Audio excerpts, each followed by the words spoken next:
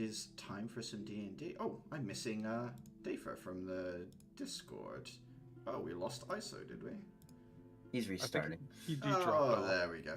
I'll just start talking about sort of... last session, you guys went through some of the sort of admin and cleanup of dropping stuff off at the workshop, but most of the day was taken up by a festival, sort of a mix between Valentine's Day and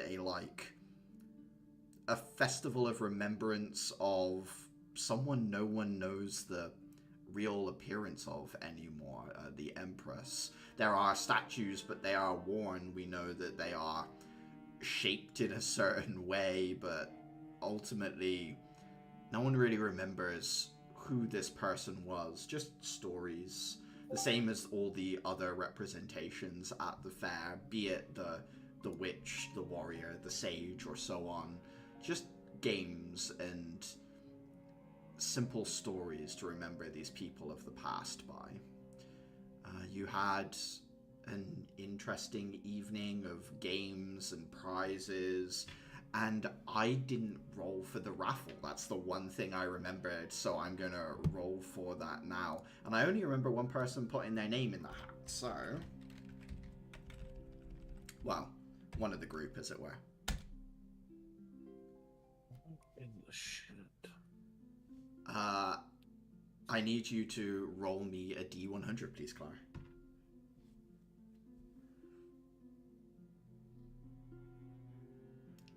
$75. Let me just check. Sadly, you are too far away from my roll of 32 for there to be a prize for you. But someone else does walk away with the grand prize and so on that evening.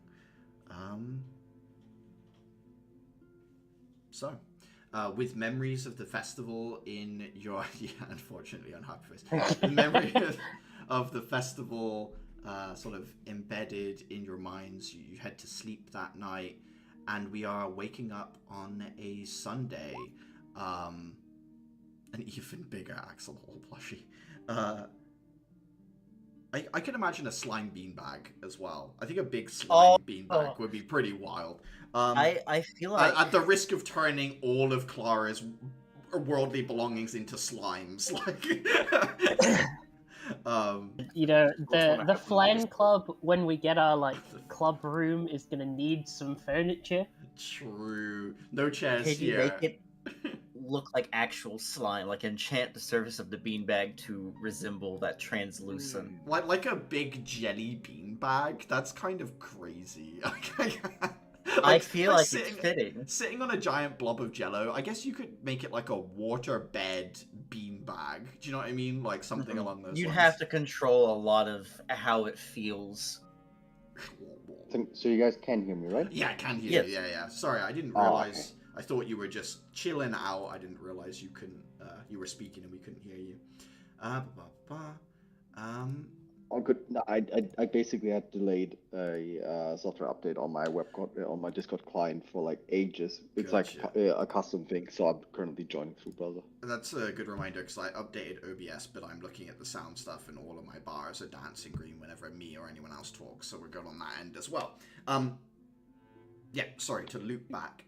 You guys wake up, memories of the festival. It is a Sunday. It is your day off before you get back to the normal schedule. Monday to Wednesday, you've got your study and your private study time. Then we've got your clubs, combat practice, and we loop all over again. So I guess, what do you want to do with your last Sunday before you sink back into the normal rhythm of academy life here in Empress? We had a meeting with the teacher at some point. Monday after classes. Monday. Yeah. Okay.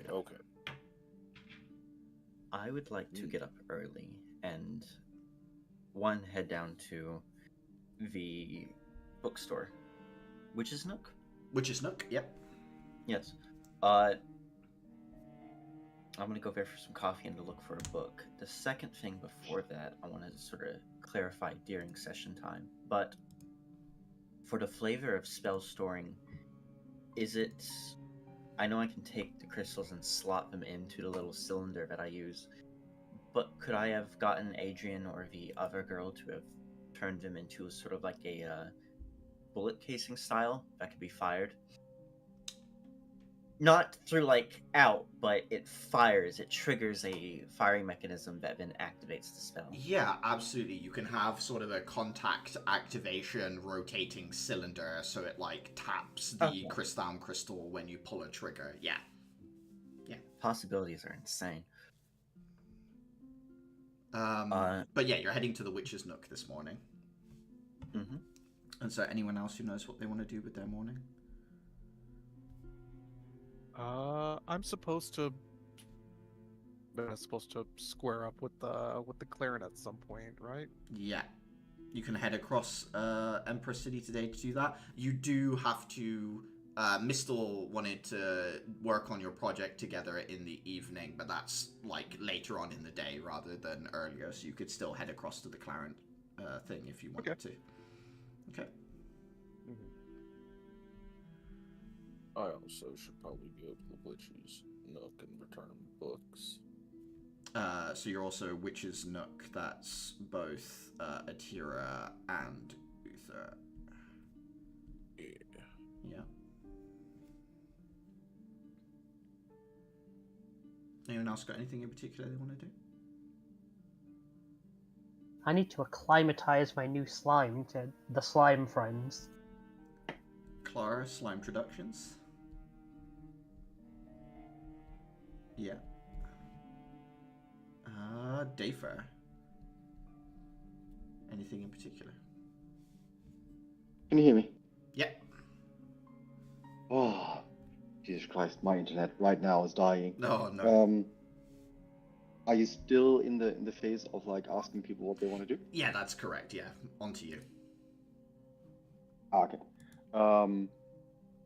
Having finally some time again, as in, like, just not life and death.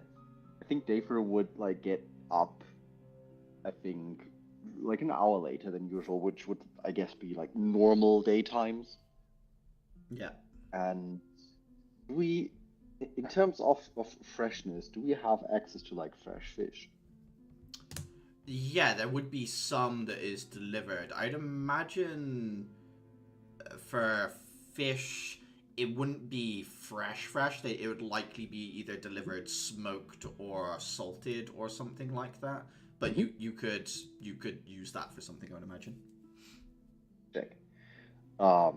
In that case, I think cooking wise, Dafer would use that, and like he'd prepare the day to be one of those I deliver food to the church. The church, yeah. Yeah. Okay. And do some I think smoked fish of some manner with like mashed potatoes and caramelized onions and so on.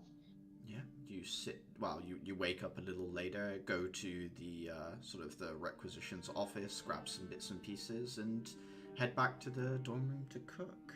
I'll go through these one at a time, but since we've got two people headed to the Witch's Nook, heading out of the academy, are you going together this morning, or is it more like one of you left and then the other one? Are you walking there? I think we probably left separate, but Adhere is the one where she sees Uther. She is going to tag up with him. So Uther, as you're heading out, you feel the presence of Adhira sort of increase her pace and sort of tag up next to you as the two of you turn out of the academy and start heading towards the Witch's Nook. This weird sort of corner-shaped building that's a few stories tall that also goes down a few stories, and you know that on the inside it's kind of all hollowed out with these big balconies of books that all overlook a lower cafe and circular reception desk down there. As you're walking through the streets, you can see people up early this morning, taking street decorations down, chatting amongst themselves. There's a certain height to the energy to the people out in the street, having just had the big festival. Even though, you know, it's a day of relaxing, people are sort of getting ready and preparing for the week of work to begin beyond. Yeah. Is there anything you want to do on the way there? Did you have a good evening? I certainly did. How about you? It was alright. Any further gifts from any girls? No, was there supposed to be? What? It's apparently a custom. Yeah. Yeah. I wasn't expecting that. I had to come up with a gift at the last second. I'll be real. I think I know our group, like 3 lab people, 2 club people. That's some other our other classmates. So that's kind of the extent of it. Not exactly. That is fair. Well, we're syncing up this week, right? Are we? I think so. I think Axel mentioned something like that, but maybe this is our chance to finally see more people. Or at least socialize more with them.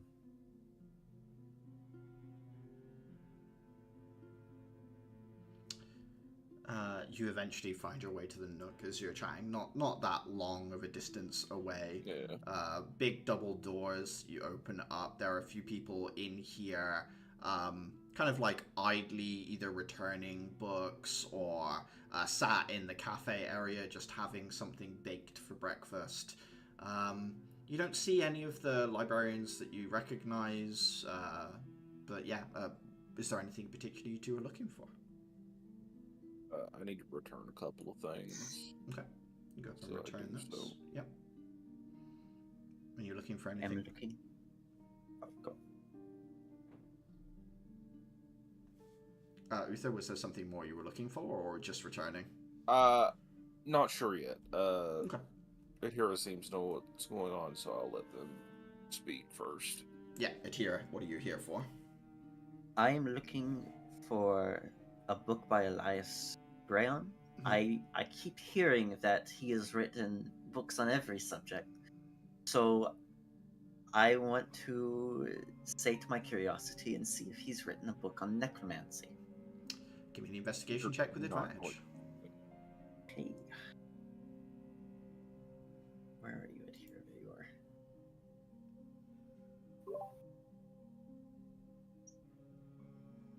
Location. 17. The books in the library are not organized, unfortunately, by author, more topic than anything. However, there is like an index you can check where you can see like specific authors listed. Elias Brayon is there, with 112 books listed against their name that they have written. Going down the list, you can't tell what the topics are on. Like, it doesn't, have like dash written on blah blah The blah. labels It just has, with like certain phrases, aren't they? it's just all the titles of the books in terms of like it's almost like if someone was to come here and sort of and also it's got the location code for like where it is in the library, so you can sort of like put 2 and 2 together.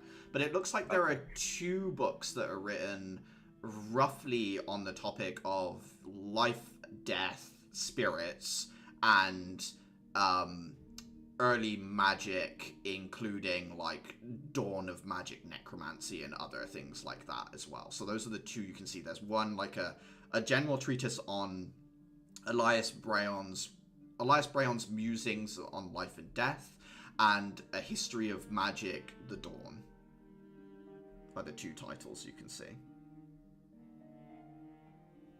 I feel like the one on life and death and spirits is going to get more into the philosophical side. I'm going to go with the Dawn of Magic. Okay. You're able to find that? It's just listed as a code. It's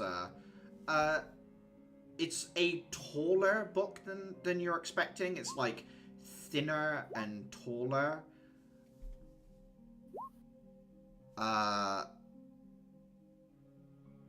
I can't remember the exact wording I used for it. I think it's like Elias Brayan's musings on life and death, or treatise on life and death. It's somewhere in that ballpark. And then the other one is A History of Magic, Dawn of Magic. You know, colon, Dawn of Magic. Yeah, anyway, so the book is taller than you were expecting. It's still quite thick, but it's kind of got this, like a big sort of atlas feeling to it, with a hardbound cover. Interestingly enough, the name isn't on the front of the book or on the cover. Instead, it's just the name Elias Brayon in like gold leaf on the front cover. And the cover itself is like leather bound. It's quite a nice, expensive looking book as you pull that out at here. Am I even going to be allowed to check it out? And you look around, all the other books in this section seem to be fine to be checked out. You wouldn't... Doesn't seem to be labeled otherwise that you're looking at. It's very expensive. I don't know if he'll trust me with it. Yeah, I take it, and I think I'll grab a cup of coffee and sit down and start, like, going through it. Okay. So, Uther, you see Adhira find a book by Elias and sit down with it. Big, nice, fancy-looking tome of a book. Is there anything you'd be looking for as well, Uther, while you're there? Or?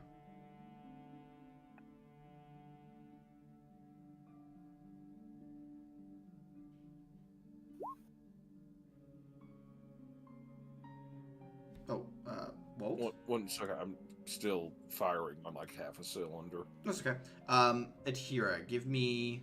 Are you just sitting down to, like, are you trying to read the entirety of the book, or are you, like, skimming through it for words, like, bits on necromancy, like, oh, is there a chapter? Okay. Give me an intelligence check with advantage. Oof, okay. Nice.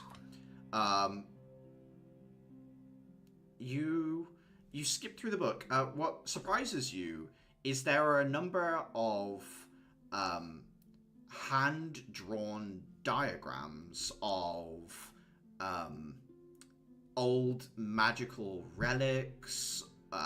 There's some arcane geometry in here, which you've kind of heard about but never really seen. It's not runes, but it kind of looks a little like runic language. It's like etchings that all sort of spiral together, and they're recursive, so it doesn't matter how big or how small you look at it, it all looks the same. It just looks like it contains itself.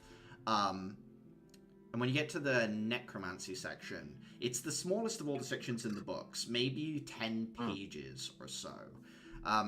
As you're going through it, it talks about the distinction that was made in other history textbook between the necromancy of the goddess and the necromancy of the scourge, being like the goddess's necromancy was like proper revival, like the ability to restore life to something. It talks about times that the goddess used it and why, and sort of goes through the logic of the goddess for not gifting this magic to mankind and the problems it caused, and the fact that the scourge was able to sort of use this, right? Like, use the desire for people to bring back loved ones, live forever, to tempt them into using necromancy. It has diagrams of individuals that used spells that were akin to resurrection, but not quite, and the metamorphosis that it had on them. You see the elongated limbs, the way that the magic passing through them corrupted and twisted them, because the scourge doesn't create, it corrupts and changes things. Some would say, like it has with the Graal, right? The Graal used to be human, and now they don't look like anything like human. These humans that use necromancy, their bodies have morphed to the point where they don't look human anymore. Elias goes on through this chapter to sort of talk about whether it was right or wrong for the goddess to do this, and kind of goes back and forth on the point as to well, clearly we couldn't be trusted with it, but also at the same time, she who had this power to correct anything, why not try and then fix it later down the line? Like, why not give this trust to Why humanity? make it if we can't use it? Yeah. In a sense, it's like they talk about the goddess more like they are a first-time parent than they do an all-knowing deity. A lot of books talk about the goddess as this creator, all-knowing being, but Elias refers to her in a way that's much more human. Yeah, that's probably the best way of putting it. Is like the reason this can be seen as a mistake is she wasn't infallible, wise, powerful, all these things, yes. And as much to say as you're reading through on the section on necromancy, it talks about everyday uses for necromantic spells that should be put to use. Things like speak with dead in murder investigations, or all these sort of like practical uses for necromancy that Elias advocates for. But Wait. Out of character, they don't use speak with dead during murder cases? so reading through the book on the topic, the speak with dead spell is thought to potentially corrupt the spirit after the fact of someone's death. So because humans, when they die, leave behind ghosts and other things, it is believed that using speak with dead will turn the spirit into a malevolent one.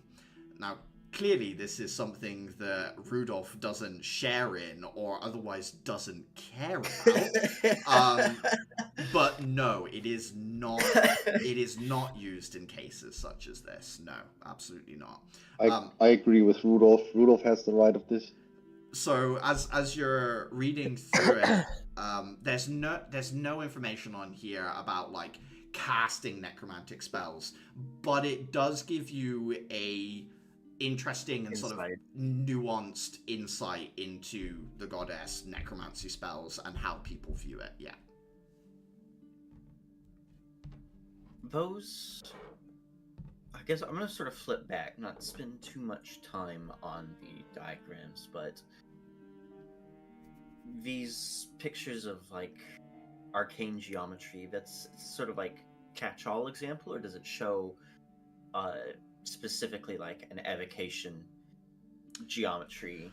So there are basic principles for each of the schools of magic in terms of how their geometries work, like rules about how many lines can connect to each point, how many sort of shapes of a certain kind can be contained within what they call a section of each geometry that repeats itself. And it's to the point where like you can get an arcane geometry to straddle the line between two spells. You can have something that is as close to evocation and abjuration, but the moment it crosses the line, the actual use of the spell completely changes.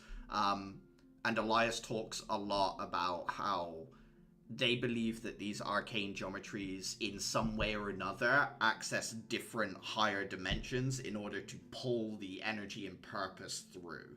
So, for example, abjuration magic perhaps comes from a dimension where nothing changes, everything is infinitely indestructible, and the pattern essentially is like a dialing code to get energy and concepts from that place. I think she shuts the book as she feels a migraine come about, like trying to understand all this as an first-time neophyte. Just very like,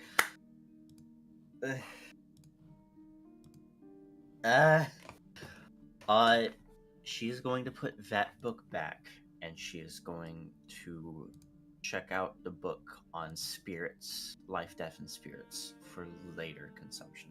Yeah, this one's much smaller. It looks more like a pocket journal that's been published. Like something someone would keep next to their bed and write in every night, and then just gave to a publisher, and they were like, yeah, seems good, and just like put it out basically as you take it. Small little thing, but yeah. I wonder if they somehow use the spell to like copy it, because it's a very nice book. So did they somehow just duplicate the original like material for material? There are spells that can do this. Yeah. Okay, that may be one mystery solved, but that's all I have going in, which is no. Uther, were you looking for anything in particular? If you've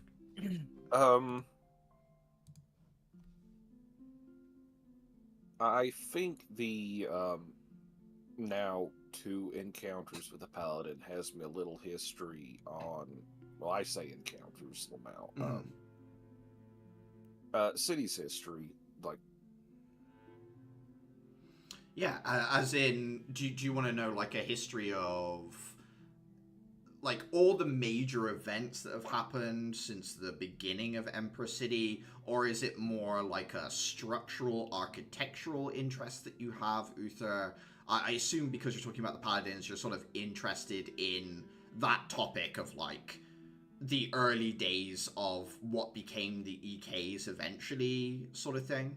Yeah, if I can kind of find something that leans into that won't, trigger every federal red flag in the kingdom. Give me an investigation check with advantage. Investigation. 1 second.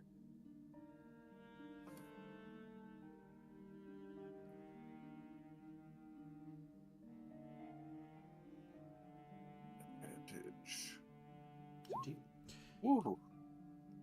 As you look through the section, you can see notes that say that several of the books were pulled a few days ago. So several of the books have been requested by the Hall of Judges to be taken and checked, and so therefore some of the books aren't here in the library. What you do find, however, is one book that seems to be more, should we say, fairy tale-ish, a little bit more, telling stories about the older days of Empress City that is a bit more mythological in a sense. That still has mentions of paladins and the like in there, if you'd like to take a look through that. Yeah, I'll go through that. I mean, there's everything's based on something. Give me an intelligence check with advantage. I assume you want to read it here.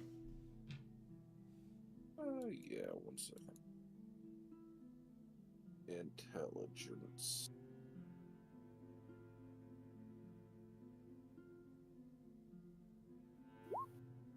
With advantage as well, so that's a 13 at the lowest. Oh.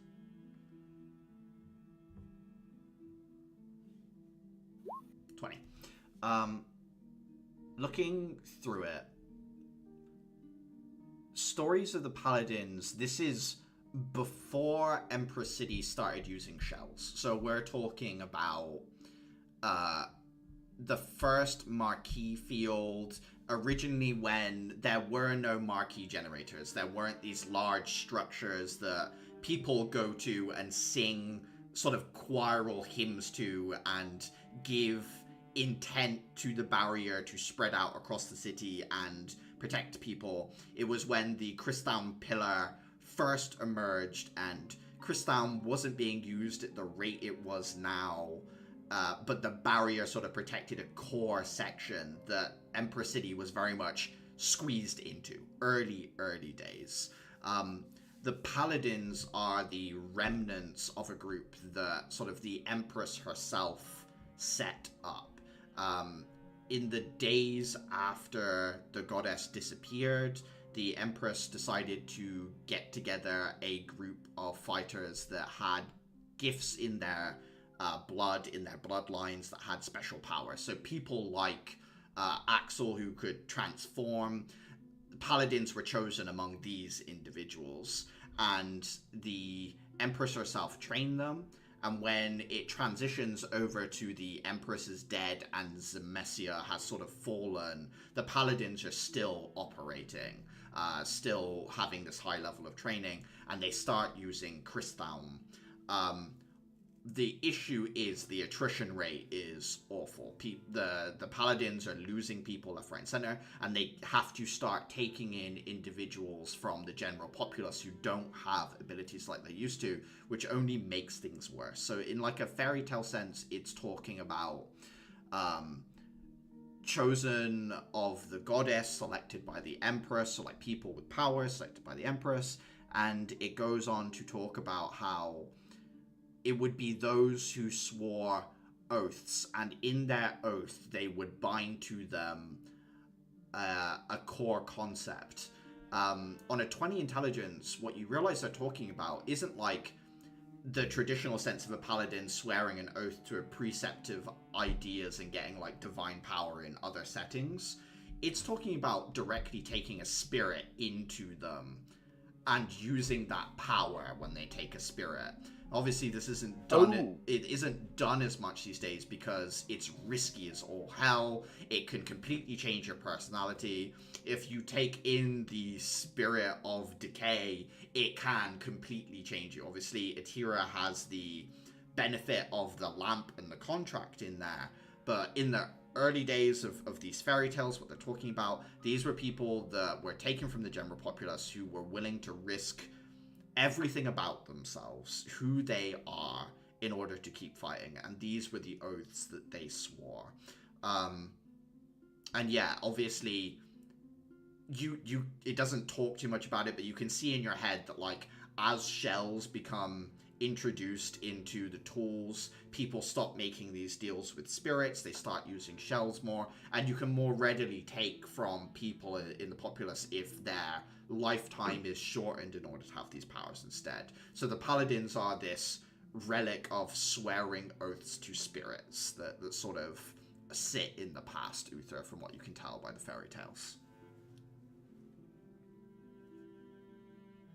So that's why our new friend is a lunatic. Got it. Could well be. It could be that they do have a spirit bound to them.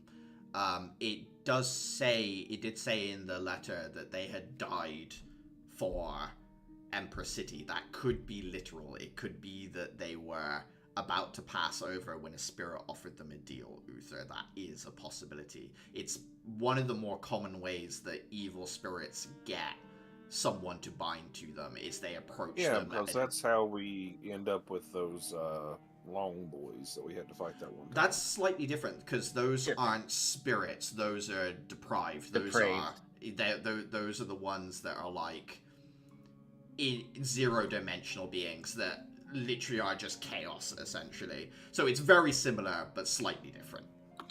Gotcha. Yeah. Okay, so the two of you spend your morning sipping coffee and reading books. I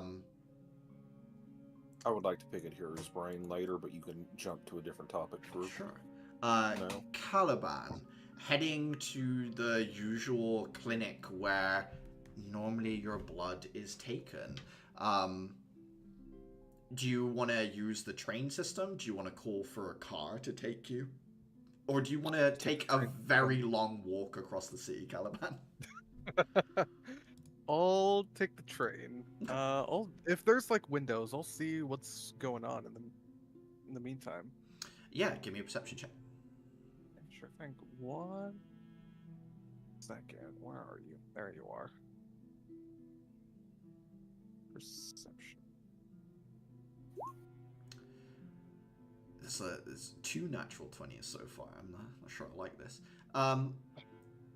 As the train is mostly underground, but as you get closer to your destination, it does the same thing where it like picks up onto tracks that are more surface level as you're heading into should we say, the more wealthy districts. The train itself skirts along the edge of the lake, and when you have that sight line open up, where there isn't this cluster of taller buildings, you get direct line of sight to the central hall of judges, the main government building, and you see hanging in the air, half docked with the hall of judges, is this airship. it is referred to as the Judge. It is Empress City's largest and most imposing airship that isn't one of the floating islands. It is supposed to be a mobile version of the council chambers that sit in the Hall of Judges. It's able to support the full Council of Judges having a debate on board of it, and also is a warship. More often than not, it isn't here, though, in the city, Caliban. It's usually deployed either in Dulukop or somewhere else where a judicial presence is required. The judges can travel to, basically. Yeah, it's Air Council. It's like Air Force One, but for the council, yeah. It is currently in a position you've never seen it in your life. It's fully, like, attached to the main council hall. And you can see that all the other smaller airships have given it, like, a really wide berth. There's nothing else in the air in, like, a big circle. Yeah, it's almost like it's been made a no-fly zone, and only this one airship can be positioned there, Caliban. It really, like, draws your attention. And you can see it's drawn the attention of everyone else on the train as well. Everyone's looking. No one's pointing it out, but no one is looking anywhere else. Are there... You said just, like, within that vicinity, there's a no-fly zone. Yeah, you can see where... You can almost map it out in your head as you're looking around, Caliban. You can see where all the other airships are either hanging or veering away from. It's like you can see this giant hoop in your mind, exactly what the distance is, and you can see everything adhering to it in a circle around. Mm-hmm. Okay, that's what I was about to ask, yeah. Yeah. There are no exceptions apart from the Judge. It's hanging over the Hall of Judges, you said? It's, like, docked. It's, like, attached in a way you didn't know it could. There's a specific building, it's almost like a magnetic arm that has reached out from the structure of the building that you realize now has always been there, but you thought was some odd decoration, and it's grabbed hold of this airship in a way where you can tell it was always designed that these two things could merge into one another. You've just never seen it done. It brings to... I'm not sure if it's exactly how you describe it, but you bring to mind, like, the airship equivalent of, like, the Halo space elevators. It's kind of... I would describe it as, you know, in Mass Effect 1, where the arms of the Citadel close and Sovereign, like, attaches to the central spire of the Citadel? It's kind of like that. Okay, I understand. Alright. Interesting. So, there's been very rare circumstances, or rarely at all. You can give me a history check. That there's, if you want. Well, ever at all in which these two have been conjoined. You've never seen it. History, and you can't think of a time where it's happened either, unfortunately, Caliban, as you're sat there looking at it. Advantage given, advantage taken away. The duality of Caliban. Well, it can't be helped. Well,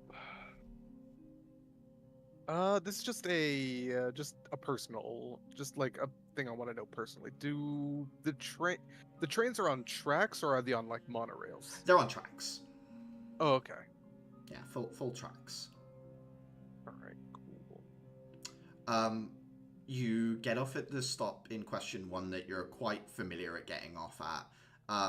You're somewhat close to the 3 T's where the train yards are, their headquarters. It's just off to the right-hand side of, like, the no access zone that they have. It's a pretty normal-looking clinic from the outside. Caliban, you are aware, however, that it does have some underground facilities.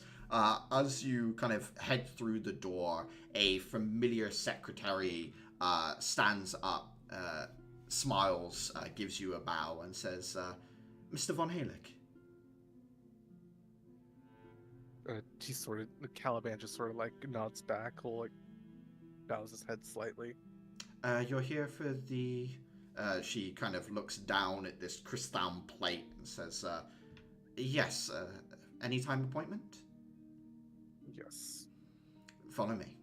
And she hits a button that basically says desk closed, and you see some shutters come down to cut off access to different areas.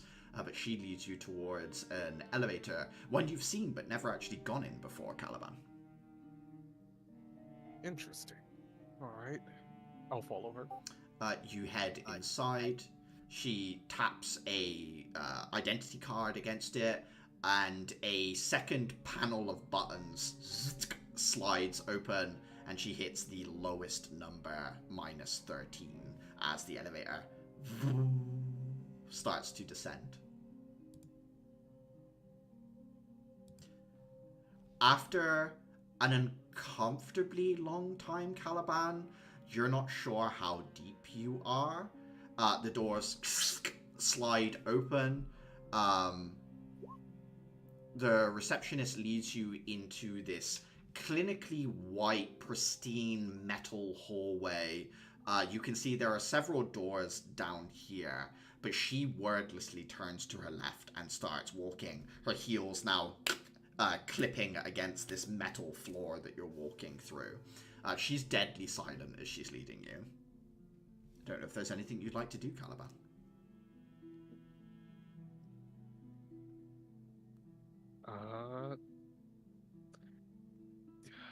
I take it you know what I'm to be tested for.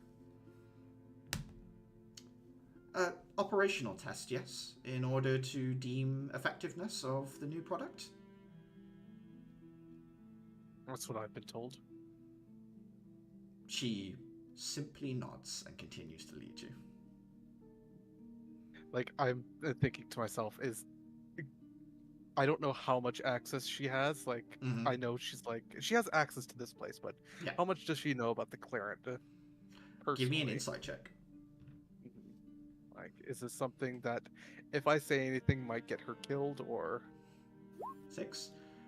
She's very much fulfilling a role almost robotically, to the point of, like, it's hard for you to know if she's trying not to let on or if she's trying not to learn anything. Exactly. She's doing the exact same thing as you are, is like trying to sort of sit between these two lines perfectly. Before you sort of puzzle her out, she taps her card against another door that opens up and says, please head in. All right. Sort of like wordlessly like trudges on in. You head in and the doors close behind you. The light from the hallway disappears. You're in a dark space, and the only thing you can really kind of make out as your eyes are adjusting is there is a big plane of glass to your right-hand side that kind of looks into a space beyond, where there is a single row of almost like emergency crystal lights that gives a soft blue glow to a much larger space through the glass opposite of the side you're on. As your eyes adjust, you realize that you're in like a, like an interrogation room with one-way glass, so you're kind of like looking through the glass into the bigger chamber. There are seats in here for people to observe, and there is one older man in here. He hasn't turned to look at you. Instead, he is looking down at his hand, and he has this tattoo of crystal that runs from his palm all the way to like the nook of his elbow, and he's tracing his finger along the tattoo, and you can see scintillating lights follow, and almost like minor illusion display of different things is popping up as he's almost like working on a literal handheld laptop as he sits and sort of works away with you stood in the room. Literal handheld laptop. Okay. After a few seconds, he says, Caliban, yes? I nod. He closes his hand, the colors that are glowing across his skin disappears, and the lights in the room kick on, and you're sort of like flashbanged by the brightness as these very bright, pristine white light kind of floods your irises. The older man stands up. He's bald with like the long, almost like that curled white mustache, long goatee that drips off of the chin, lab coat. It's a little messy and stained in places. Looks like he's probably been wearing it for a few days straight or something like that, Caliban. He glances at you and says, "Yes, an ideal specimen. Perfect."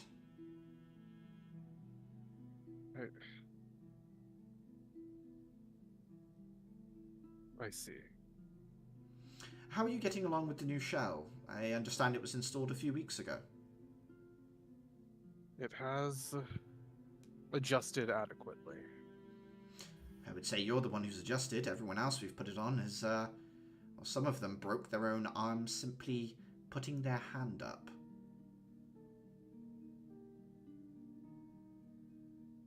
Hold on, out of character. You mentioned that before. Mhm. When did you mention that? I think you were looking through reports, or maybe it was mentioned to you by Duval. I can't quite exactly remember, but you're right. It has somewhat come up before. I'm not sure if that was a private thing, but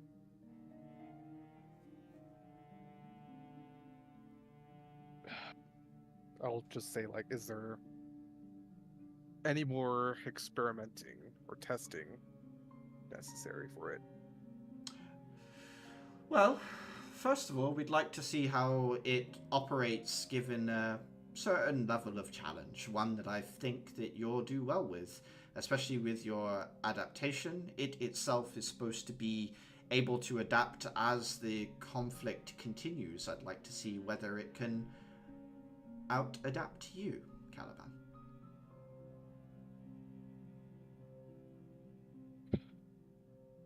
Well, I'll make sure that I am not an easy adaptation. He smiles. He points to a door to the side of him that you can now see is lit. Says, if you enter into the space beyond, we'll have the Clarent modular frame loaded in, and you can begin testing it.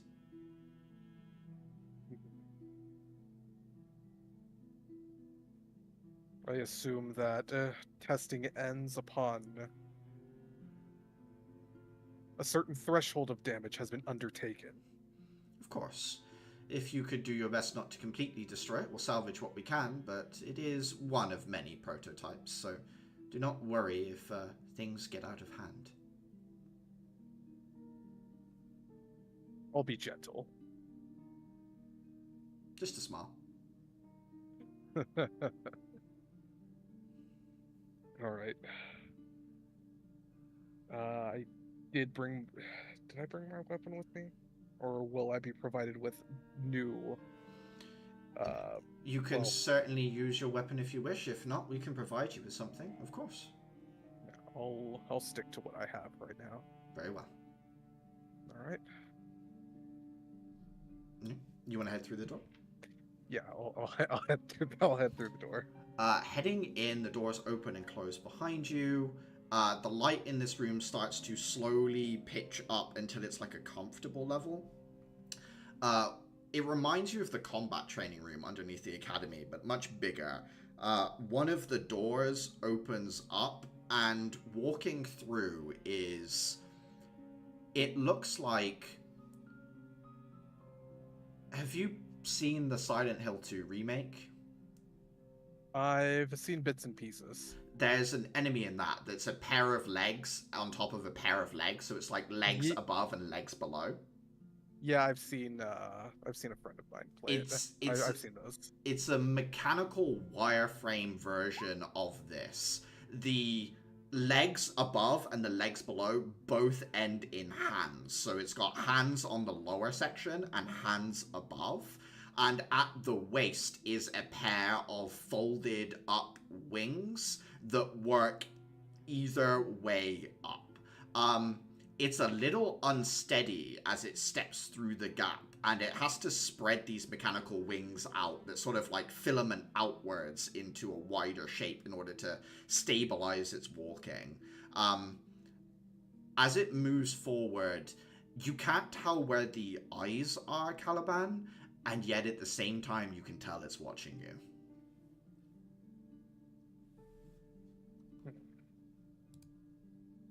I draw my weapon. As your weapon draws, its entire body tilts slightly, almost quizzically, and then the hand above, that's like pointed straight up, moves to the right hand side and to the other side, and the torso sort of raises up slightly so that the leg arms are able to split off to the left and right hand side, and the torso opens up and expands. It reaches into the center and it pulls out a handle that then expands out into a weapon that matches yours in sort of size and purpose. I see. Interesting.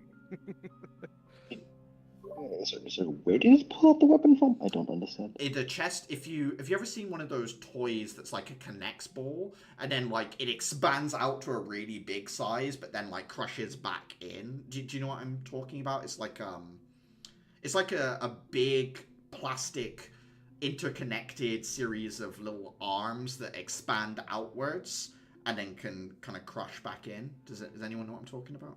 Yeah, I know what you're yeah, talking okay, about. Its chest works like that, and inside there are various objects, one of which it grabs, which is this handle. Alright. Let's see. I'm gonna take like one of those classic rapier like fencing poses. Mhm. Just like hand like arm slightly bent, hand like slightly above waist level, but rapier pointed like somewhat upward. Yeah, so pointed up towards your opponent. How do you want to go about this? Are you being testing and slow, Caliban, or do you just want to like go full pout and see how it immediately responds? Like, what's the... I noticed a sense of curiosity behind the machine itself. Yes. I want to test the capabilities of its.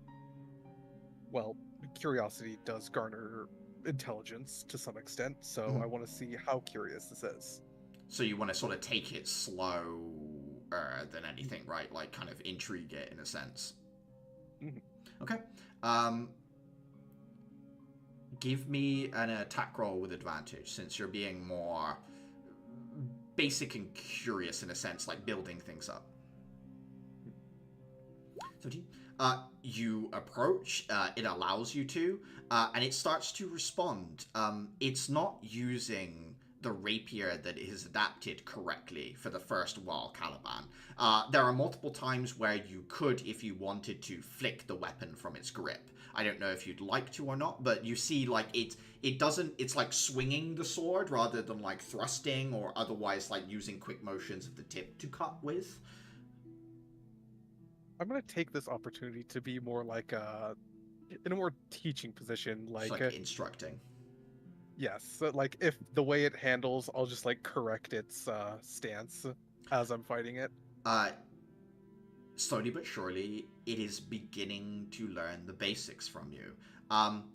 One thing you notice, Caliban, is its reactions are quick. It is not thinking in the same way that you see normal opponents do. Obviously, you can't read it very well. And at a certain point, you find it keeping up with you, at least on a fundamental level. What do you want to do? Let's see. What maneuvers do I have?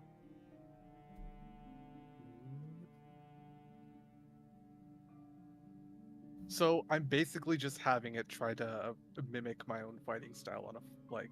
At present, base yeah. level. It seems to be just learning from you at present. And How's its footwork? Well, Handwork. yeah, I was gonna say like I didn't want to. I'd let you say it.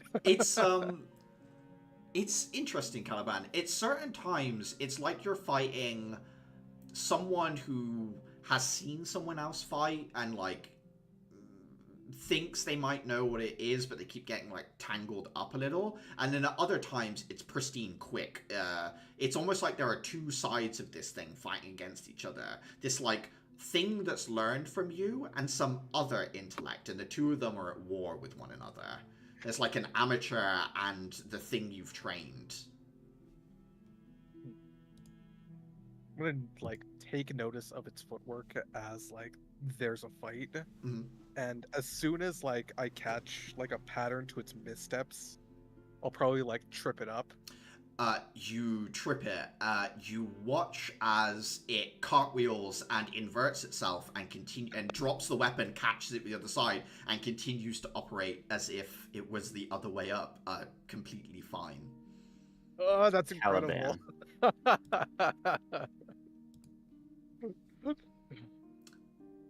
Wherever they're watching, like Caliban just like smiles. At this point,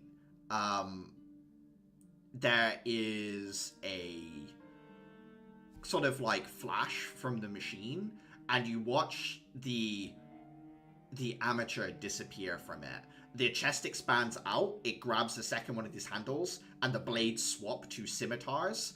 At this point, it starts to be aggressive towards you, Caliban, and starts to come towards you with blade in each hand.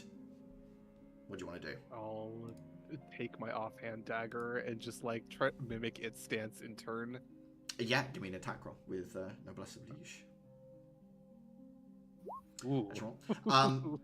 It starts to fight in a way that no person could fight, Caliban. It drops its weapon, catches it with its foot, flips over, does a handstand, attacks you from a different angle. As you are able to defend against it, it is going to... It basically just starts using its unique mechanical form as its fighting style. This is very different to what you were dealing with before, Caliban. And interestingly enough, you feel that same desire to teach from it. As it brings the blade, it taps you on the shoulder rather than completing the swing to hit your shell. It has that same sort of smug feeling that you put out. It's reflecting back to you. Oh, you've ruined it. We've made it worse. You mind if I attack with my offhand dagger? Yeah, go for it. 12. It gets in close. The center of the body expands so that your blade slips through a gap harmlessly. It collapses it back down, trapping the end of the blade. It's got the blade tripped. Yeah, so the chest expanded out like one of those balls, and as your blade slipped in through the gap, it collapsed back down so that the blade is sort of like trapped between two scissoring pieces of metal, held in place by its torso, basically. Still holding on. I'm gonna see if Caliban certainly lacks the strength, but maybe like maneuver his own weight around. Well, your shell sort of like your shell does let you boost athletics checks if you burn a hit dice, right? You could use that in this moment. Yeah, sure. Yeah, I'll do it. Yeah, give me an athletics check, and you can add a hit dice to the roll.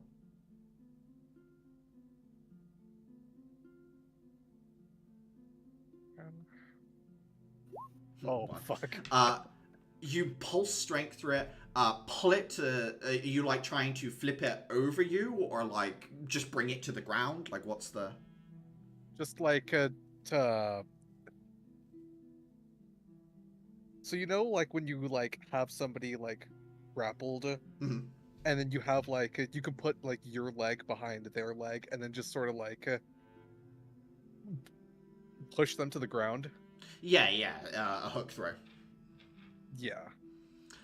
So you put your you throw it to the ground. As it hits the ground, it drops its weapons and it like inverts into that Voldo crab style of walking and like scuttles backwards away from you, folds itself back up into an upright position, reaches into its torso for 2 new weapons, and continues to approach you.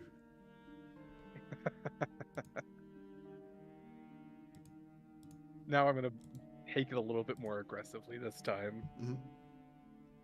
Like full rushing. Trying to like actually attack and sort of damage it if you strike. I want to see like how it sees. Like I'll try to attack from like A blind spot? Is that what you're trying to find? I'll see if I can find a blind spot.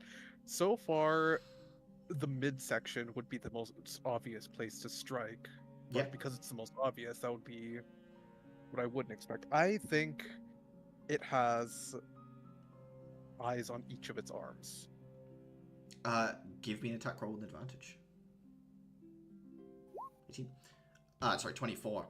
As you lunge forward, your blade initially veers towards the chest and then turns in midair as you twist your shoulder.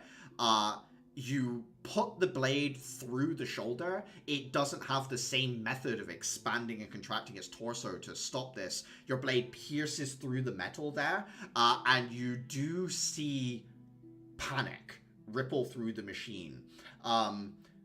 It starts to get very sloppy very quickly, Caliban. In this moment, you can exploit that if you would like. I'll wait for it to catch its footing. You Like, this is a test, not a you put the blade not a through, dismantling. and you step back. The machine's arm does seem to be malfunctioning. It can't quite move its right arm.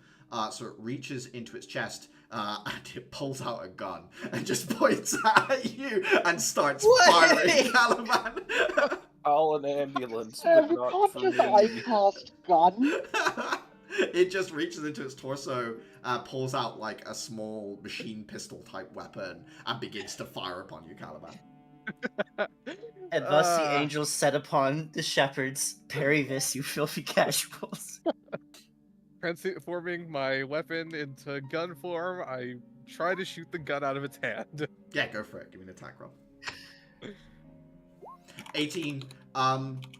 You notice, to your credit, the way it holds its weapon, it has to tilt it to allow its shoulder line of sight to you, because as you correctly surmised, its eyes or some sort of whatever it uses to sense with are in each of the joints that attach the main body to the arms themselves. And as it does, it reveals a lot more of like the handle and other parts of the gun to you. It's an easy shot. You shoot the fingers, the 2 fingers it has wrapped around the handle, blow off. The gun drops to the ground. At this point, it rotates its body so that it stood on one limb, the defective limb sort of just hanging, and it begins to tumble forward towards you to engage you in hand-to-hand combat with its 2 remaining limbs. So it's just like hopping, or just like... It's more like using 1 limb and then 2 limbs to handspring towards you.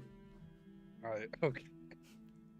I won't take the advantage. I'll just like strike towards its midsection. Yeah, give me an attack roll. Would you prefer to like throw it back with the force of the impact, or are you trying to finish it here? Just throw it back. Just You- like knock it like down. You use like the pommel of your blade as it approaches. You meet its incoming force with your force of the blow. Slams into the front. It's unable to expand or absorb this. It bends some of the metal wireframe that is its center mass.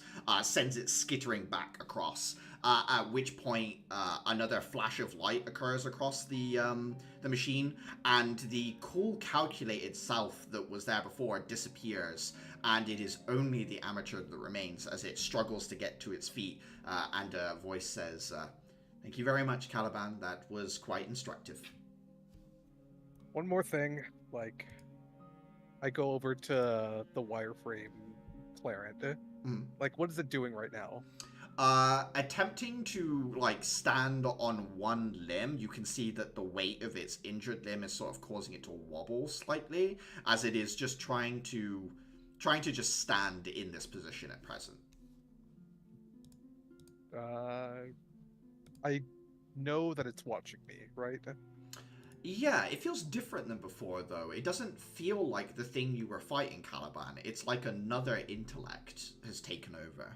Something less And experienced. with that, I sort of face the machine and give like a sort of like friendly duelist's bow. It does its best to return it and crumples as it doesn't have the right balance, so it falls over. I'll try to catch it. Like, Yeah, you catch it. it was an opponent. It's a machine, but it was still a rival of sort. At this point, Matters before it goes rogue. a section of the wall opens up, and Richard Duval is sat there in a chair with like a loop around their head, this crystal band, who takes it off, and at that point the machine shuts down into a complete standby mode. He walks over and says, honorable even to a machine.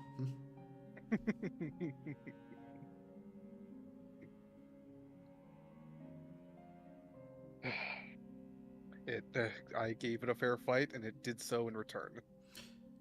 It did better on its own than with my help. I can see that much.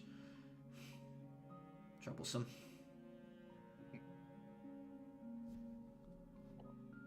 Thank you for this opportunity. No, thank you for displaying the obvious weaknesses that it has accrued. The frame is complicated, allows for a range of motion, but that makes it fragile. Easy to break. One thing goes wrong and it knocks on everything else. Still, interesting, no? I assume its eyes are within its limbs, as I surmised. Yes. Well, the original intent was it was to be a prosthesis device. If you imagine someone had lost the use of their limbs, they could be contained within the central section.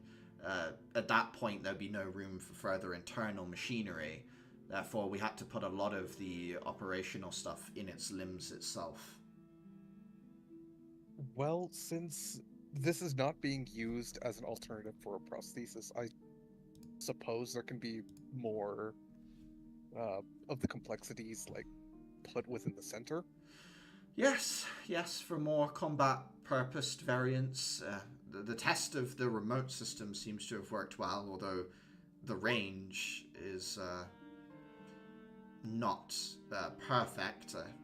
I doubt that I could control it from much further away than where I was, especially through this much metal. And I noticed it had two differing personalities, I could say. Myself and the machine you were teaching. It is designed to learn and adapt, but it's supposed to be able to do so with my input, as it were. I'm supposed to be able to think, defend, attack, move, all these different things. It is then supposed to use its best learned knowledge to fulfill these commands. Instead, what I find is that I seem to get in its way. It seems to trip over me. It is better to give it a purpose and cede it full control. At least for now. At the very least, it should be able to, well, I guess, obey when to withdraw and when to attack. And anything else in between is just hopefully needless complexity. This gets our soldiers off the front lines with the miasmic.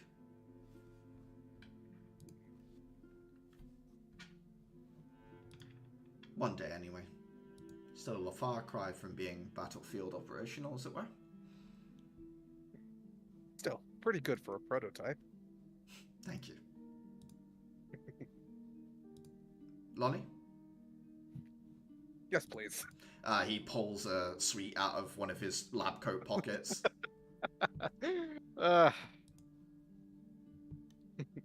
Sweets will get you everywhere. So I've noticed. Heading back to the academy? Yes. I'll come with you. All right.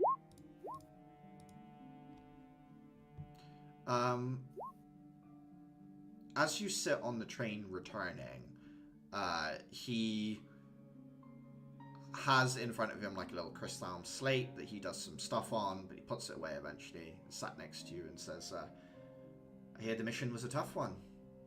Your first one, anyway.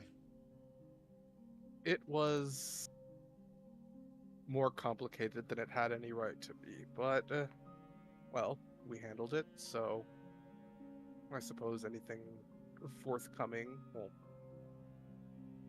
anything that comes up later will be relatively simpler. Yes. Well, good training in all senses, I suppose. Things won't always go to plan, and things often get more complex than you first thought they would be. Of course. Anything you'd like assistance from me on? Not at the moment. Very well. I am at your service. As am I. Smiles and glances up at the airship in the distance and then puts his sort of like feet up on the little footrest in front of him, leans back. Says, it's going to be an interesting few years, I think, Caliban. Glad to have your partnership. He just, like, sort of extends a hand. And shakes your hand.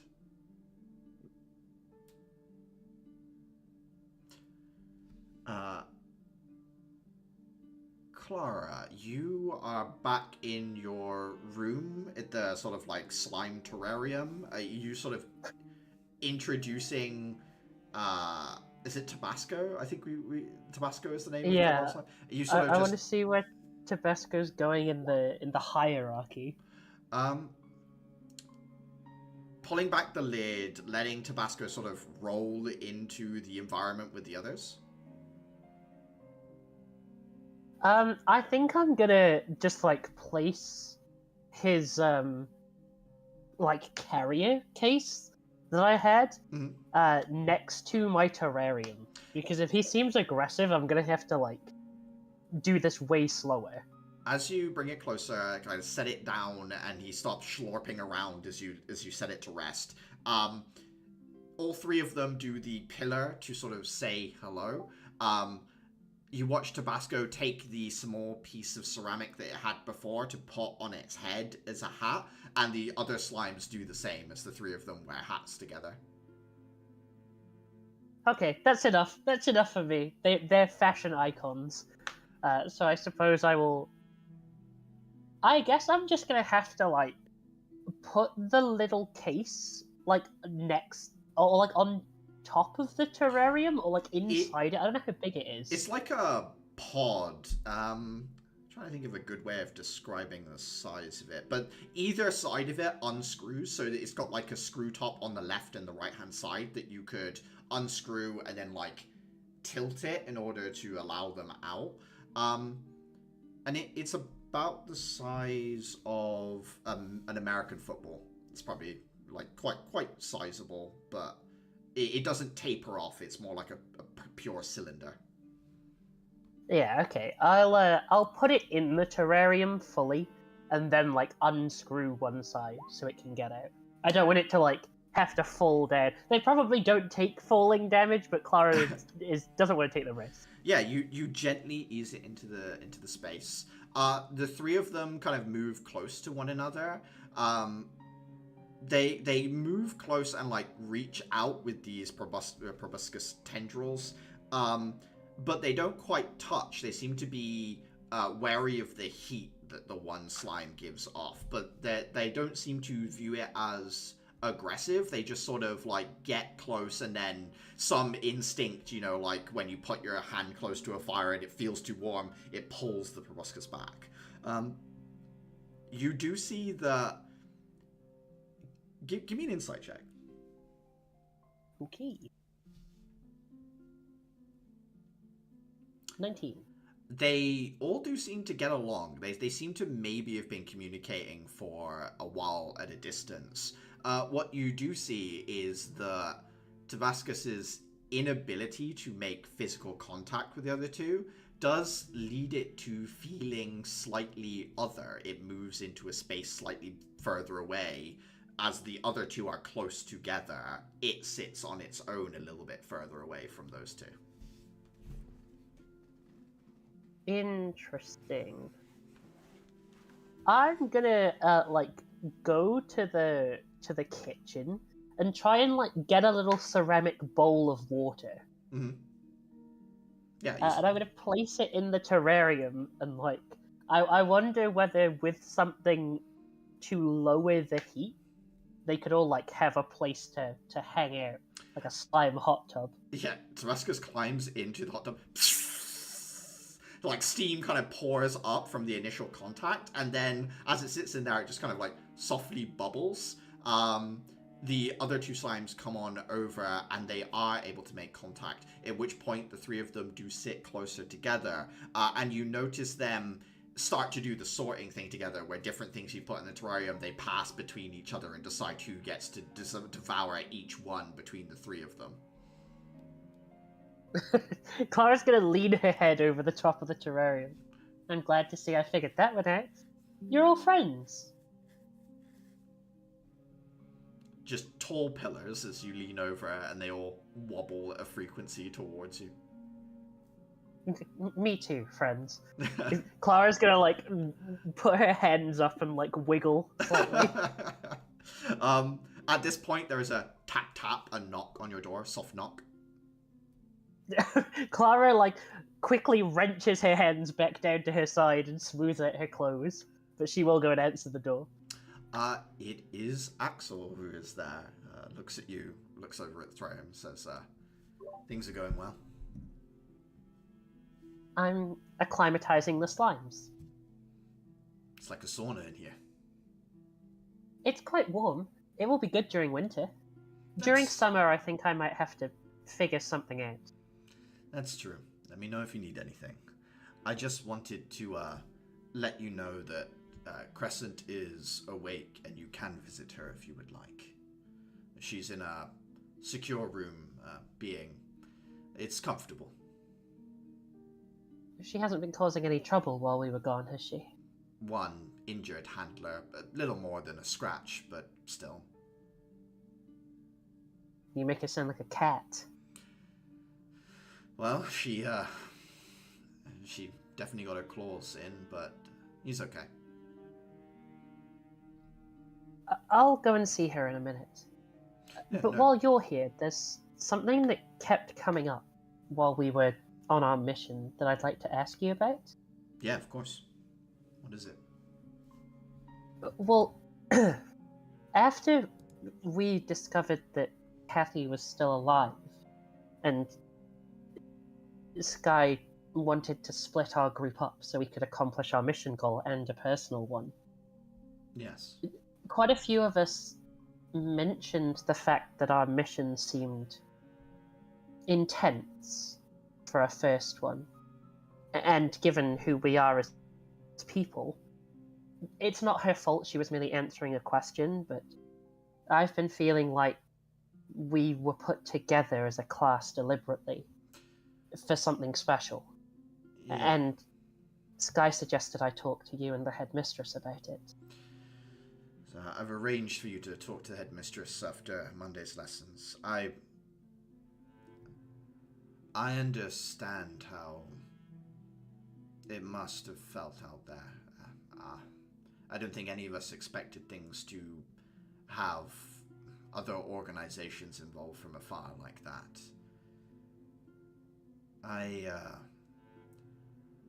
I won't deny that your circumstances are different to a lot of the other classes. Exactly how different I think should be left to the headmistress. She's more in charge of all of this than I am. I think it would be better this way, if she told you. I understand. Just, I don't think anyone would mind. But, if there's anything I've learnt about the whole lot of us collectively, we're not very good when people... Or I suppose when we perceive that things aren't being transparent. Adhira doesn't seem to really like it when it's directed at her, though she seems to have no problem doing it to others. I hate it point blank, full stop. And when it gets in the way of things is when the boys seem to get upset. When it obfuscates a goal or it causes people to have difficulties. It will make more sense on Monday, I'm sure. But look, regardless of how it turns out, I don't think anyone's going to be upset with you. You've done a lot for us already. I'm really happy to hear that. In some of it, I know how it can feel to be left in the dark. Want you to know that won't be the case here. You will be told. It might take a while. Sometimes things need sorting out, but we won't do that to you. I appreciate it. Now, I think I have a human cat to go and talk to. She wouldn't open up to me. Maybe you'll have more luck. I think she's likely to be more mad at me. It's kind of my fault she's there. She did say something about that, but maybe she's changed her mind. Only one way to find out. He nods at you. Good luck. And then he heads off. Oh, I know where I'm going. Yeah. Head across to the main sort of building. It's on the same floor as your actual lessons, but it's through like a barrier door divide where there are guards that are stood on either side of that. You come to a hall of doorways where there are guards stood on every doorway. One of them has the name Crescent on it already. You can see it labeled with the guard in front of it. As you approach, the guard just kind of glances at you, but steps to one side. Thank you. I shouldn't be long. He nods. I'm gonna go into the room. You open it up, and the room before you is messy with scraps of paper everywhere, toys that weirdly vary from like a really young age to an older age. So there are like letter blocks that are strewn over the floor, and yet there are also like some toys that are probably more age appropriate for someone in like their early teens, including like puzzle books and things like that. As you look around, there is this bed with Crescent in comfy sort of flannel pajamas, her eye patch on. She's sat with paper in front of her, scribbling furiously against it, as she glances up at you with one eye, and then looks back down and says, "You're why I'm here, aren't you?" Yes. Would She you like huffs. to talk about it? She sort of like huffs, throws the piece of paper to the side, pulls another one out, and keeps scribbling. She says, "Why bother?" What do you mean? She stops what she's doing, looks up at you, and says, "Why save me if you're going to keep me locked in a room, bored?"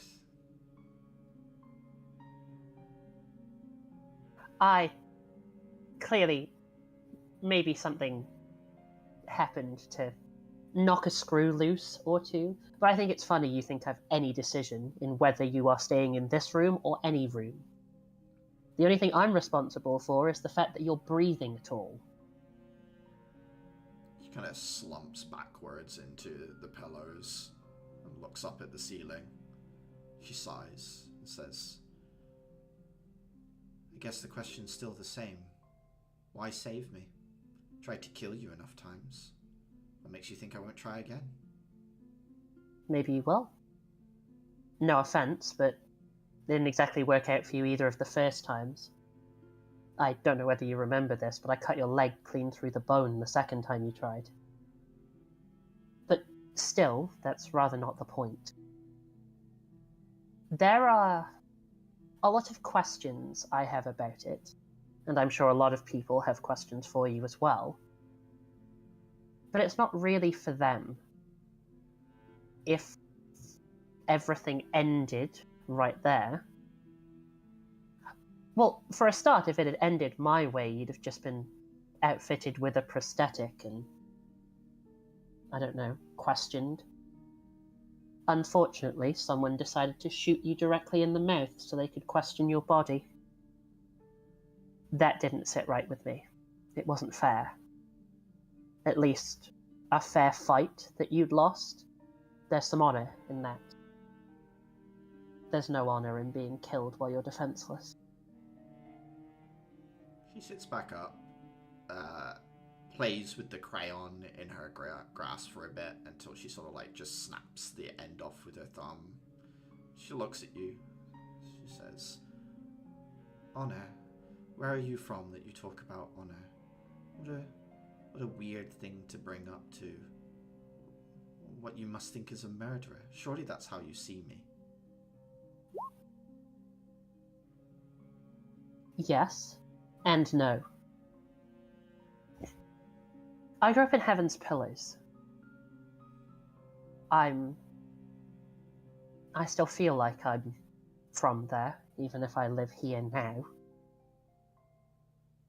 When you grow up around people who hunt, you learn a couple of things very quickly. If you decimate a population without any discrimination, soon you'll find that every time you go out hunting, there'll be nothing left. But people need to kill to survive. You kill pests to grow crops. You cull some animals to save the rest. Having to kill people, as horrible as it sounds, is sometimes necessary to save others. I don't agree with what you were doing, but there must be a reason you were doing it. So, it seems unfair for me to levy too strong of a decision before I ask what you were planning. Why did you decide to try and kill us? Was it by choice? Were you forced to do it? There's so many things I don't understand. Reducing you to a murderer seems pointless. She thinks for a moment. She kind of tilts her head while she's looking at you, and her eye meets yours. She says, I did it because they told me to. Because they look after me. Because they let me do what I want. And they care. No one else has ever cared before.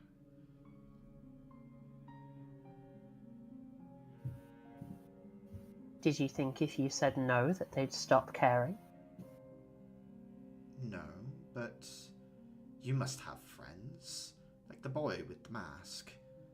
If he asks you for a favor, you do it because you're his friend, right? That's how friends work, isn't it? It depends what the favor is. Part of knowing that someone actually cares or knowing that you're friends is being able to say no and knowing that they still care afterwards. I know that they care about me. I know that when they found me, I was bullied for... She kind of traces her fingers across the eye patch. There were those that hurt me. Said that I was stupid, that my brain had fallen out through the hole where my eye used to be. Well, the Glomide, they saw me defend myself one day. They made them all just like me. Taught them that, well, they weren't stupid just because they were missing an eye. And when I moved in with them, all the people that looked after me, They all made themselves just like me to show me that I wasn't alone or different. Do you think anyone here is going to do that for me? Do you think the man at the door would let me take his eye? I don't think so.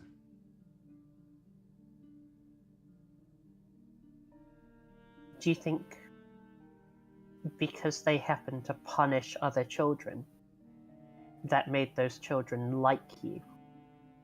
Do you think it made them respect you or care? Or were they just too terrified about losing another eye? Face screws up a little and she says, I don't care. I'm just glad that they were hurt. They hurt me.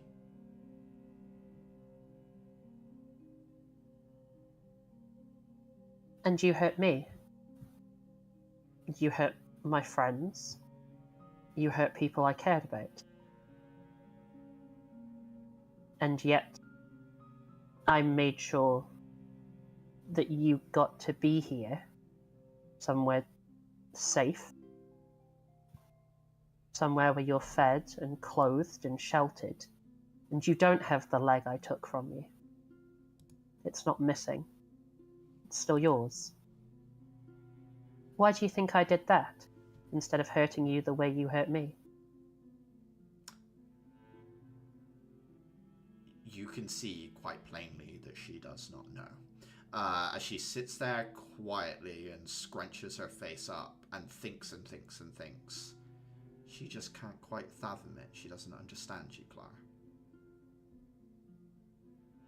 It's something to think about. This might be a foreign concept to you, and I cannot claim to empathize with what you've been through. I didn't lose a limb. I was never bullied as a child. I watched my brother get murdered right in front of me. I gave up my life to save my family and my country. There's a big difference between someone caring about you and someone having a use for you. Most people in this city probably don't care about me at all. But I'm useful. They clothe me, they train me, they give me things I'll need to be strong. But if someone else came along with more power than I had, I'm sure they wouldn't care about me for much longer. You need to have a think about who cares for you and who cares about you. Those two things aren't the same. But I won't come back unless you'd like me to. You can get a message through to one of the guards or something, I'm sure. But it's my fault you're in here, whether I agree with it or not. I won't make things worse by showing up if you see it as a torment.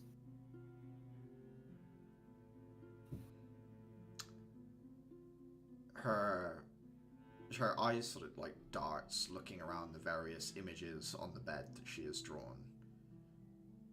You hear her sniff, kind of wipe her sleeve across her nose, and then she picks up one of the pieces of paper and says, "Give this to the master boy." Clara's going to take it and have a look over it.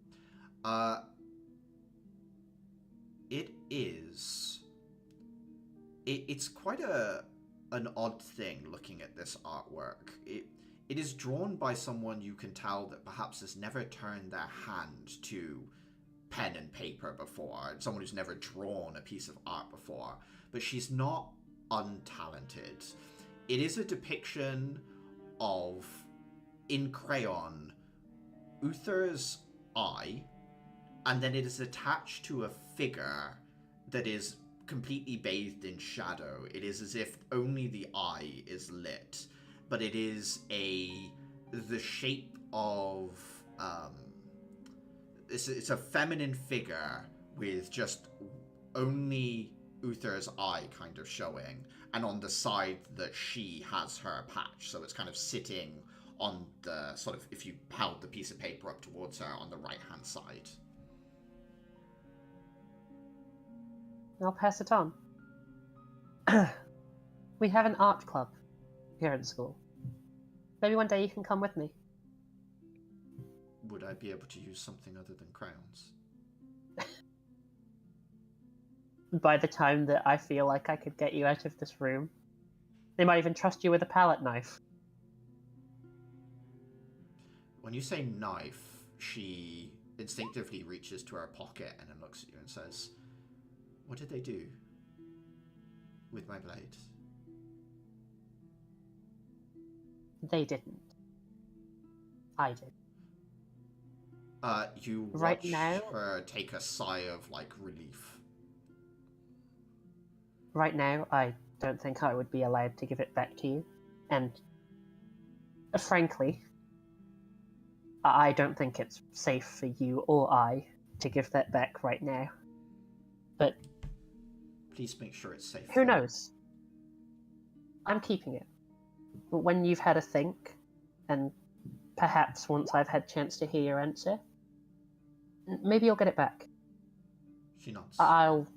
It's not going anywhere. Thank you for looking after my knife. You're welcome.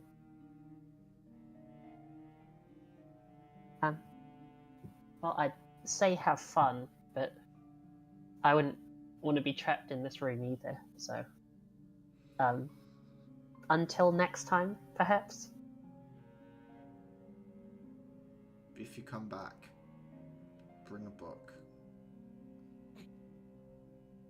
I happen to know a lot of places you can get books. Anything specific? I like stories about far-off places. Bring me something about your home. I've never read a story about Heaven's Pillar before. You got it. I'll bring you back something good. She nods and returns to scribbling on the piece of paper in front of her with a crayon. And I'm going to pop outside and close the door behind me. I turn to the guard. Is it possible that you could bring her something other than crayons? He raises his hand. You see the deep gouges on the back of his arm where someone has physically ripped into his flesh. Big, deep scratch marks down his arm. And says, "We'd have to find something that she couldn't use as a weapon. We settled on crayons because they're soft. Even then, I wasn't sure she wouldn't be able to find a way to use it to hurt someone." I have some art supplies that I could bring. I'll take out all the pencils, and some of the paints have flammable oils in them, so I could remove those too. But there's some chalk and some wax crayons. There's some oil pastels. Just a bit of variety.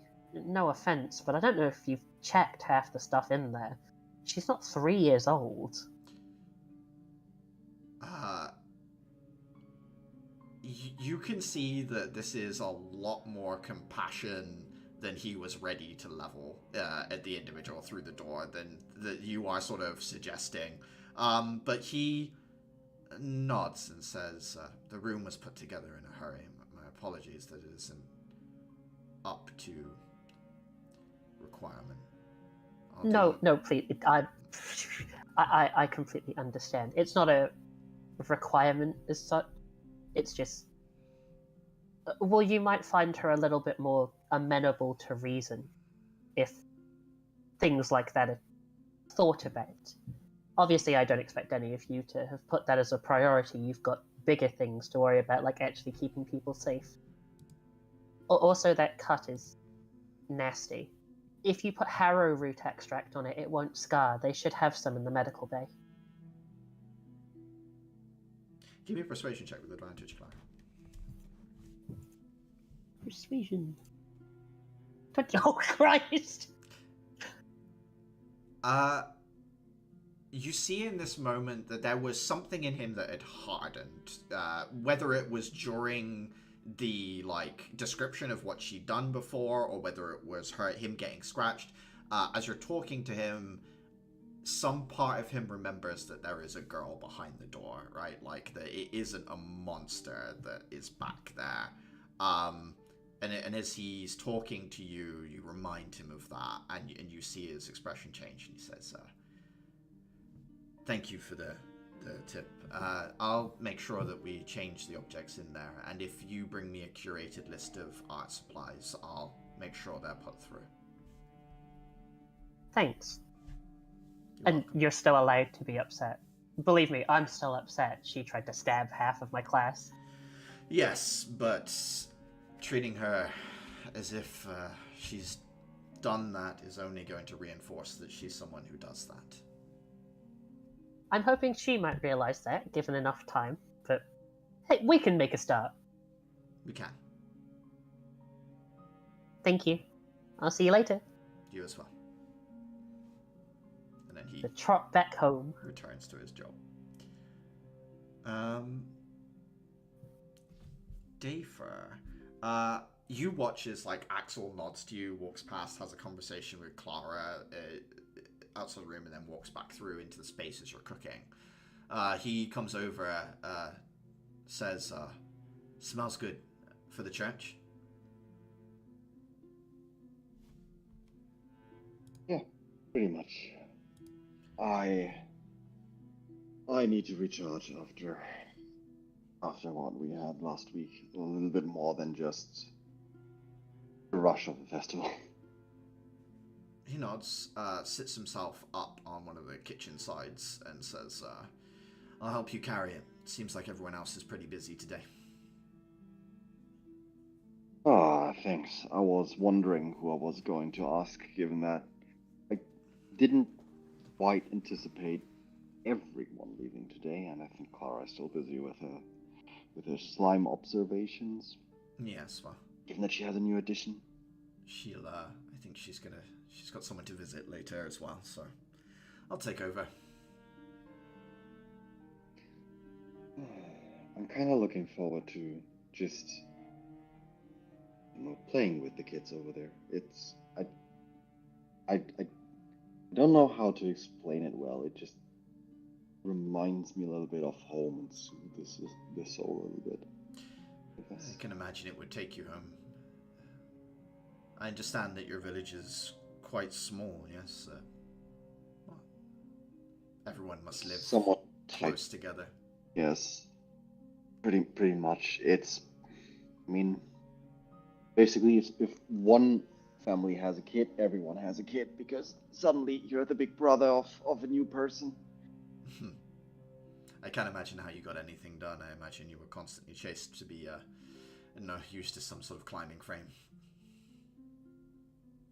Sorry, chased through. Could you repeat that? Chased to be some sort of climbing frame, like kids clamber over you, hang off your arms, things like that. You would expect that, but at some point they all get hungry, and then you suddenly have all the cards when you are the cook. They say food is the great universal equalizer, right? We all need to eat. We all like to eat. Well, most of us, I suppose, but I would reframe it a bit. Food is the one thing that makes you the most powerful person in any group. Because if you are the cook, nobody messes with you. Because you can salt their dinner to hell. I suppose magic sort of messes with that a little bit. The ability to conjure sustenance from nothing. I guess that is true to some degree. I can't say that really matters when you don't have access to Chris down 24/7. It does subvert the natural order a little bit.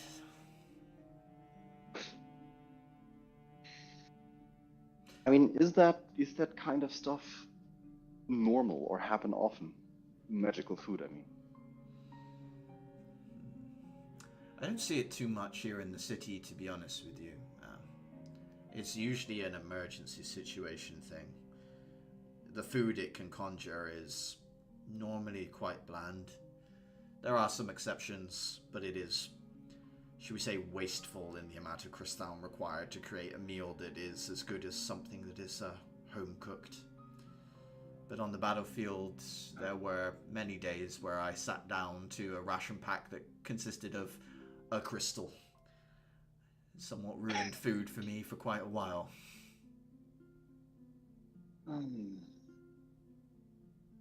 Yeah, I can imagine that one. Still struggle getting back For a into second, the I swing was of it. Eating, I mean.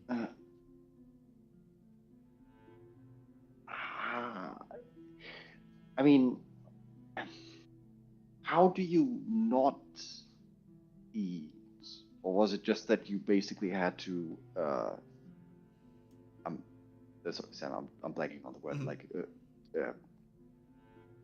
force it down, but like there has to be a word for it. Are you talking about when he was in the field, or are you talking about present day where he still struggles with food? No, he said he was soured on food, which implies that somehow he was either barely capable of food or just couldn't live without it. It took all the joy out of food for me, so it was something that I ate to sustain myself in my shell. I, to this day, sort of see it that way. My Sky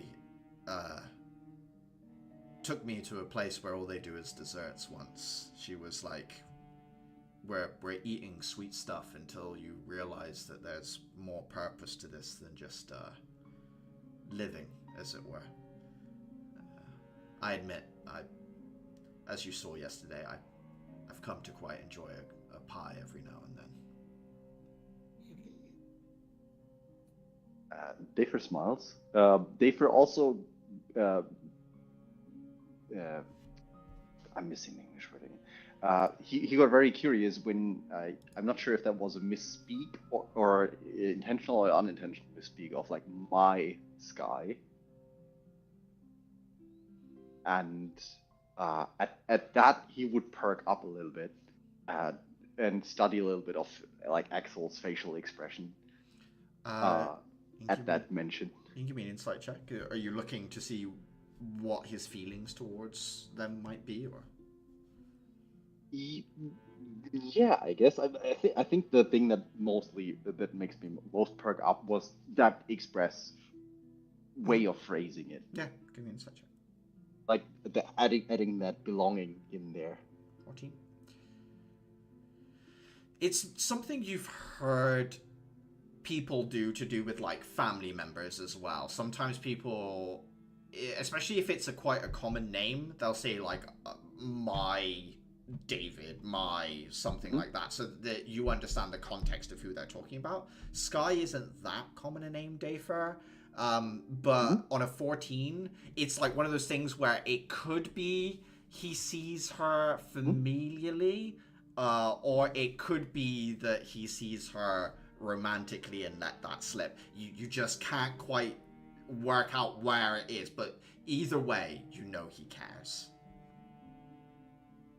So basically, what I gleaned from this is that they're more than just good friends. They are pretty much more than just good friends. Yeah. How deep, I do not know, but it's basically on the level of either they are family or they are family. or yeah, I say family or in love, yeah.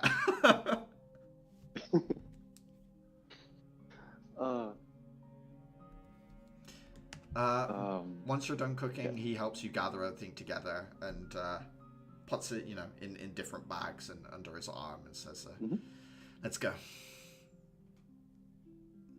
There we go. I'd knock on Clara's door to inform her that I'll be gone.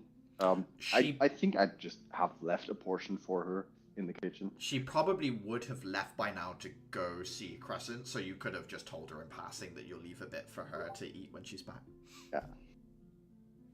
Sick. Thank you, buddy.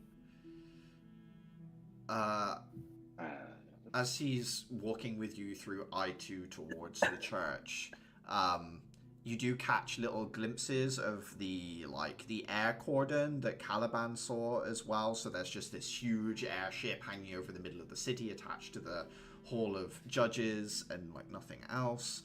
But people don't seem to care too much here on the street level. They're busy taking down decorations and things like that. Life goes on. They might have seen it, but they've got other stuff to do right now. Like they might. For me, this is still likely. I assume this is the kind of ship that's like 4 times the size of a normal ship that I've seen so far. And like I'm out from the boonies. I don't see ships that much. It's probably comparable in size to your village. Dafer squints at that motherfucker because that is way too big. It's just hanging in the air, sort of attached by what appears to be like a really thin arm that definitely cannot hold its weight, Dafer. So it's probably using that to like hold its position, but also some sort of internal engine or whatever to hold itself in midair. I guess Axel catches you looking at it and says, one of the older airships, perhaps one of the more important as well. Not often seen here in the city, though. What in the flying? It's, it looks like a warship, but actually it's probably worse armed than most of the modern smaller ones, but still, it can pack a punch, and it's able to support a few hundred people on there in terms of food and otherwise. A punch? That's basically like, I don't know, small village / minor town in itself. It's mostly support functions, though. We're talking about onboard gardens, things like that. It's more decadent than it is anything else. Maybe once upon a time it could fight a little better, but they've stripped away most of the interior bracing in order to fill it with council chambers and bedrooms and place for foreign dignitaries to stay. Wouldn't this also be really useful as a supply line ship for very, very difficult to get to areas that a train can't reach? Oh yeah, it can carry a lot. It's slow compared to modern ones, but sure. It's mostly used as a showpiece. Park it over a place that's never seen something like that before. Send down people to talk to the village. No one questions you too much when it's overhead.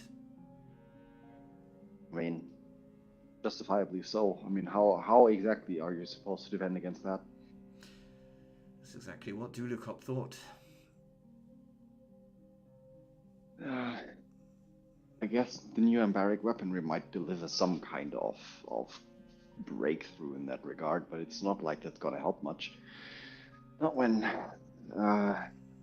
Empress Knights are basically more in my opinion, the way more lethal part of the equation. He thinks for a moment as you're walking and says, Empress Knights are people, though. Empress City doesn't pick and choose where it takes its knights from. It can't. They come from all over the territories that the Empire spans and has its touch upon. One day, this city will ask their knights to do something, only to find that their knights are from that place.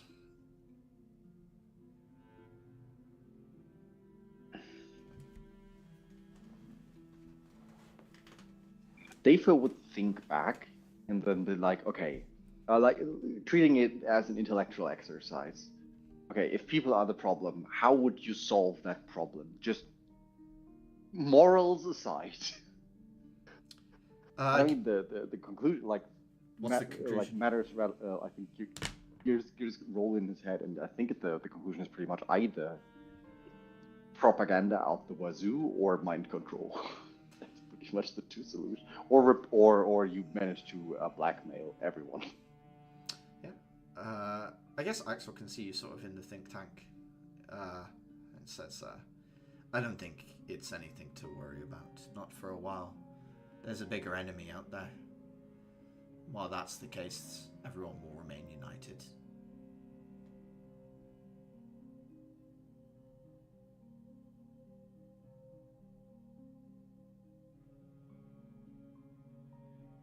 I guess so.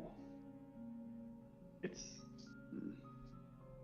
given the problem you just mentioned with Empress Knights being people, having a unifying factor, I guess, is always fairly convenient to have. Yes, well, I think it's what the city's traded on since its beginnings, as it were, being a bastion against the darkness. And rightfully so in most cases.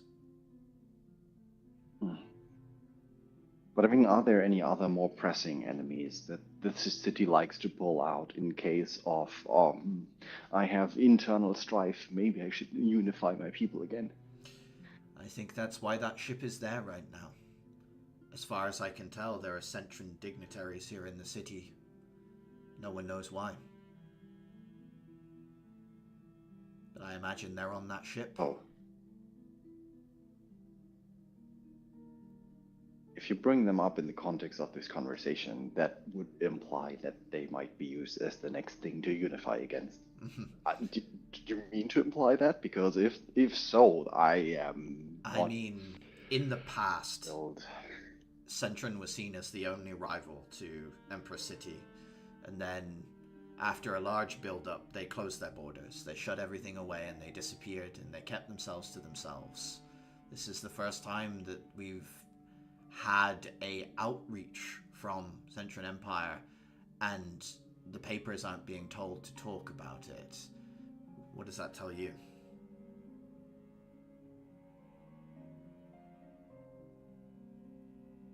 I mean, not much, because that could still mean anything. It could. It means that negotiations of some sort are in order, but I guess it's what is some of the more risky kind. What exactly the nature of that risky kind is unclear to me. I would say to me it tells me that they don't want people to panic.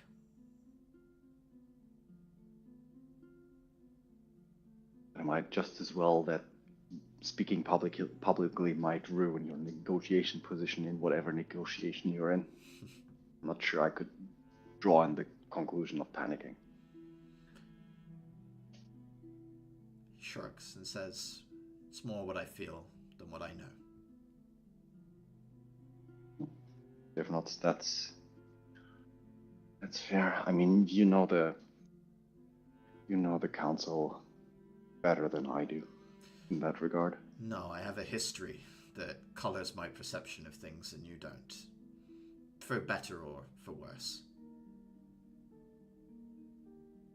Just different. Yeah, fair.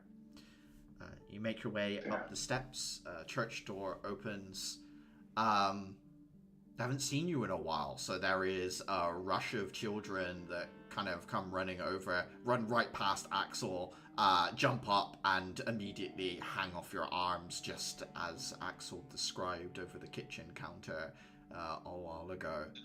He grins and goes over to a table, starts unpacking things.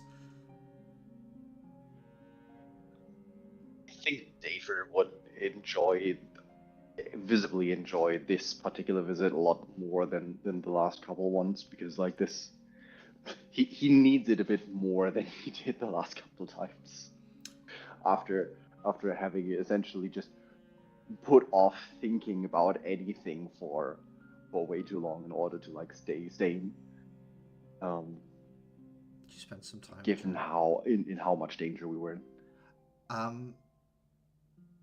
After spending a little time there, for the first time ever, in her sort of mourning garb with this black veil, the matron comes up onto the main area of the church. You don't go down to see her.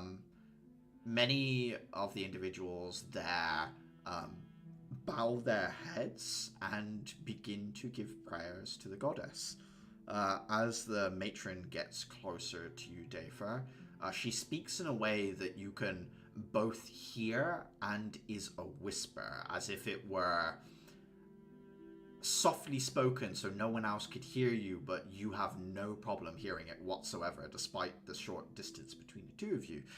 She says, I hope my gift served you well on your journeys afar, and I am glad to see you here and in one piece.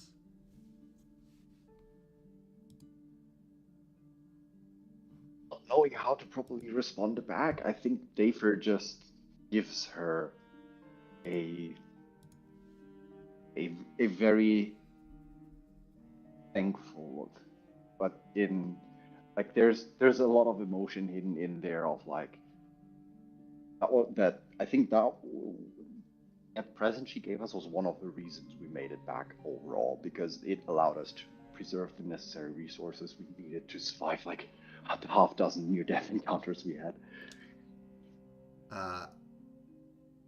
You give her a look of thanks, and you watch as she curtsies to you and then to Axel. Axel sort of like bows slightly awkwardly, like someone who's not used to such protocol, and then she walks over to a few individuals, has conversations from a distance, like she did with you. You watch as they whisper, and they seem to be able to communicate back and forth despite whispering at a short distance. So it seems like if you were to whisper back, she'd be able to hear you. And then she, after doing a short rounds, turns. She raises her hands, and from her fingertips, all the plants in the room begin to sort of grow and bloom, and all of the flowers here produce beautiful flora of different colors than the usual ones that they would.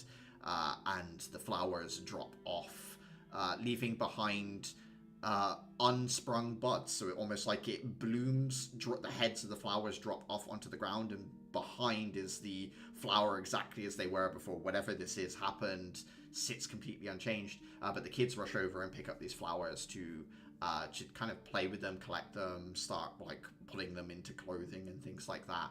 And she descends down the stairs.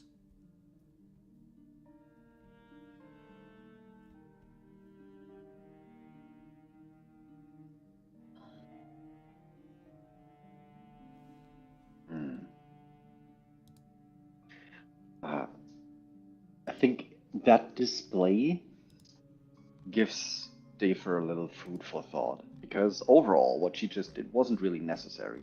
It didn't really achieve anything in the long term. It didn't really do anything in that regard, but it brought a moment of joy pretty much to like most of the people here. Yeah, you can see that everyone is excited. There is a rush of people. Yeah.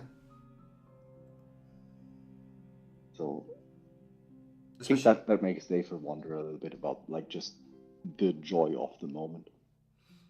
After the visit, Axel kind of steps out of the church with you and starts walking back. Says, well, another successful visit. A lot more than I thought it would be, yeah. Feeling better? Yeah.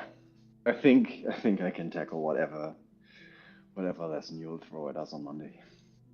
Good, because So you sure, still owe me the this catch-up work. I noticed no one's handed that in. I suppose you do have till Wednesday. We'll make full use of heavy emphasis on until Wednesday. More than fair.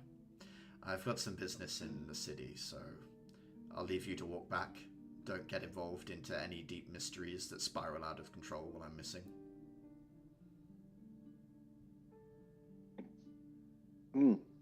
So far, I blame you for pretty much everything we got involved in. I feel like that's fair. That's what I'm here for.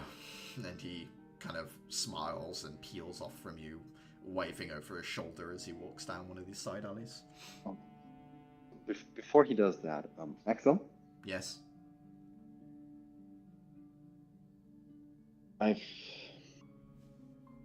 think I've started to wonder today, particularly after this mission. I mean, if one of those missions gets me, I mean, I'll have left behind.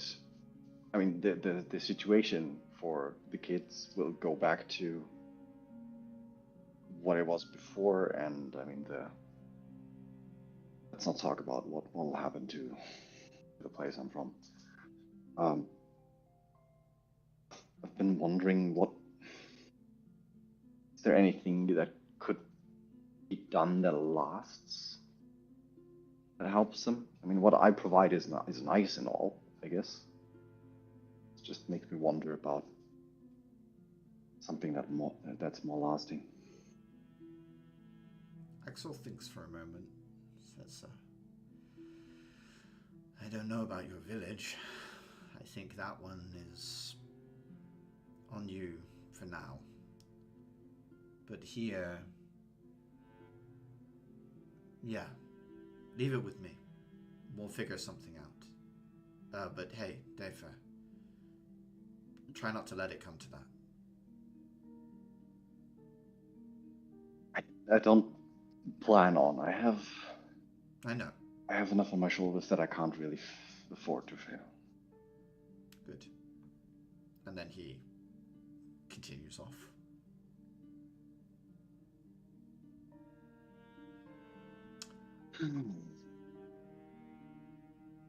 Caliban has someone coming to visit in the evening. Is there anything anyone else wants to do that night, kind of like as the darkness creeps in?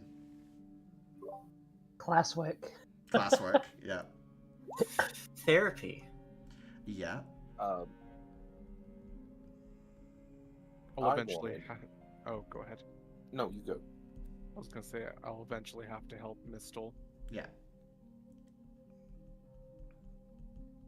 I wanted to get Adhira's opinion on the defenses of that one complex near the library.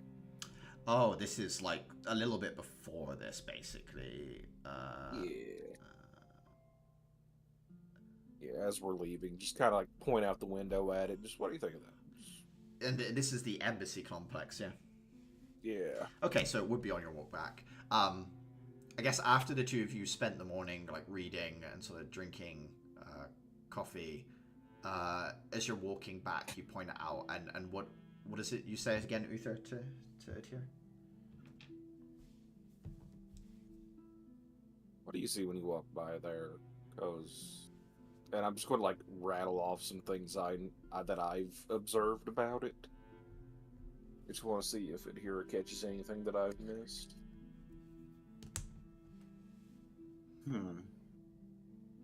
I think she turns and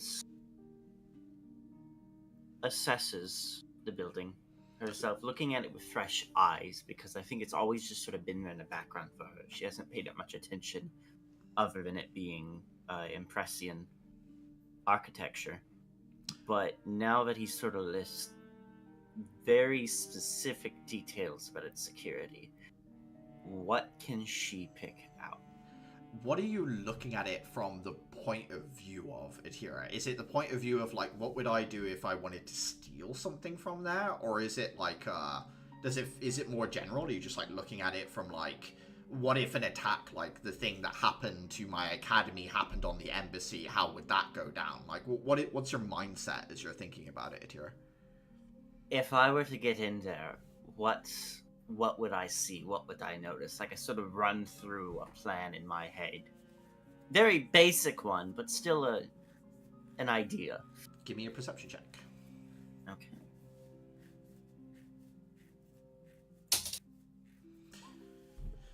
There are two things that stand out to you. One is the wall is little more than like a suggestion. Getting over the wall isn't the problem. You're obviously able to see that there are those sort of like landmine discs that are spirit contracts, though. If someone goes across them, a conjured spirit would appear in the area, a minor one, and do battle with the person that was like making their way across. On a 10, what kind of interests you is Yeah, getting over the wall is easy. The building is somewhat tall. It's like 5 stories, something like that. And there's like a pad on the top for an airship to, if not land, like hover over to allow someone to drop down. It the thing that strikes you is that if you were quick enough and you were able to springboard off that wall, you could bypass all of the spirit bounds. And if you're able to somehow continue your way up the side of the building, there doesn't look like there's much security on the top of the building where the airship might land. It is possible it can't, right? Like if it has something to suppress magical energy on the top or some sort of defense, any airship that's hovering over it is going to have its engines turned off. It's going to drop out of the sky. Like they can't protect the roof of the building. The question is getting there. Like even you would struggle to make that jump and that run up, especially unseen. That's like in your head you're like, I could maybe do something like this. It would be difficult, but that's how I'd do it. You'd want a 2-man team. I'm just theorizing. But the way into it would be pretty simple. You just jump. But that's all that would it be on paper. It is a very impressive distance. You wouldn't be able to do it unseen, but the roof should be not protected by anything anti-magical, or else no airship would be able to set down. Maybe if somebody had invisibility and the other had a spell that would boost movement through the air, you could do it, but she looks at him and shrugs. Why do you ask?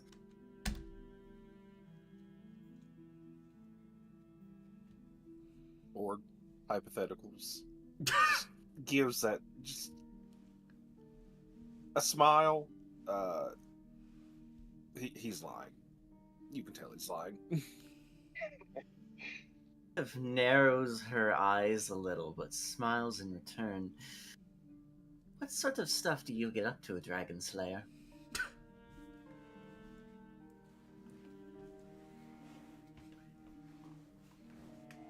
I mean, right now, not a lot.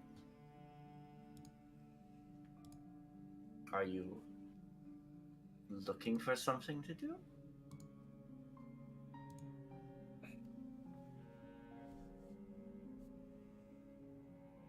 I just have some concerns over something I've read in the papers.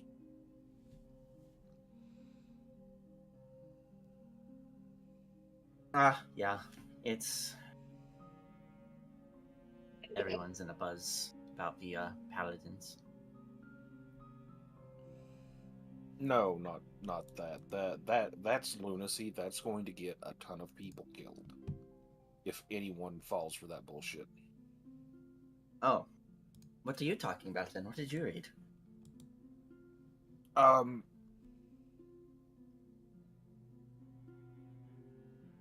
Sorry. There's some discrepancies in trade, and it's mostly going under the radar. I can't use that turn of phrase. I don't think that turn of phrase exists. Whoops. No, that's fine. Yeah, there's okay. Yeah, there's some discrepancies that just have been smoothed over too easily, and now we have a heist of a train of a very valuable piece of. Her ears perk up and then almost perk down at heist and then train. It's like, oh, okay. It was in the paper when we were. Yes, I remember now. Okay. And it's just, I don't know. To me, it seems like if someone was going to rob a train for such an artifact, someone inside had to tell them. And so you think that maybe they had access into this building to do so? Access inside, or someone inside is working multiple sides.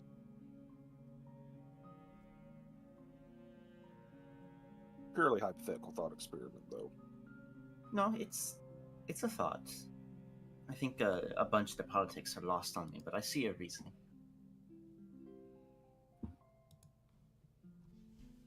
The politics is what confuses me, because I don't see why you would go out of your way to screw over one of the less hostile agreements the city's got, but what do I know? I think Ed Hero would like to incite that, but I also think in this moment, the very first thing her gut instinct as a character tells her is desperation. Maybe. More than likely. Are you trying to incite what could be behind someone doing something like that? You're inciting the events, Adira. Is that the... Yeah, I think more like... Go on. Yeah. What the motivations could be. Yeah, could it have been desperation? Yeah, give me an insight check. I think it would be disadvantaged because you're like very separate from Yeah. it, but you're still Yeah. trying to get a feel from it. Yeah. Absolutely. Yeah. What are the chances of 2 nat 20s? 6. I tried to jinx it. Yeah, I think just your gut feeling, you sort of stick with that being like, that's what makes sense to you. Desperation. Desperation.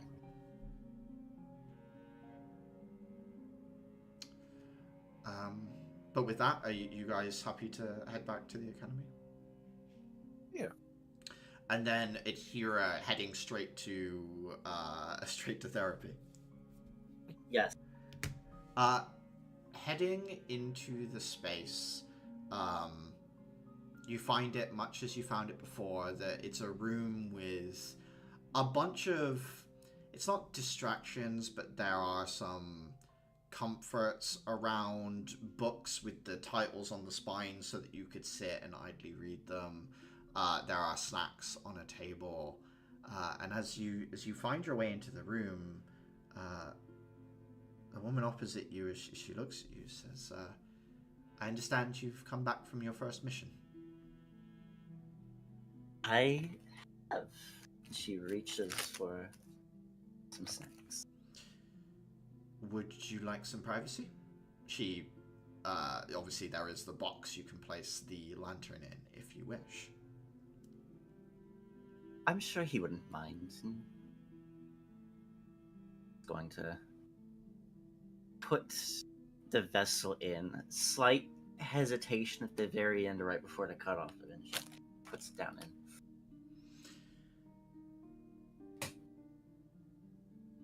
This might be out of line, but last you visited, it seemed a little harder to get that space from you. You seemed more confident in keeping it than anything else. I wouldn't say you were entirely comfortable doing that, but has your mission changed your perspective on your relationship with your spirit partner? I would say so. I think there are times where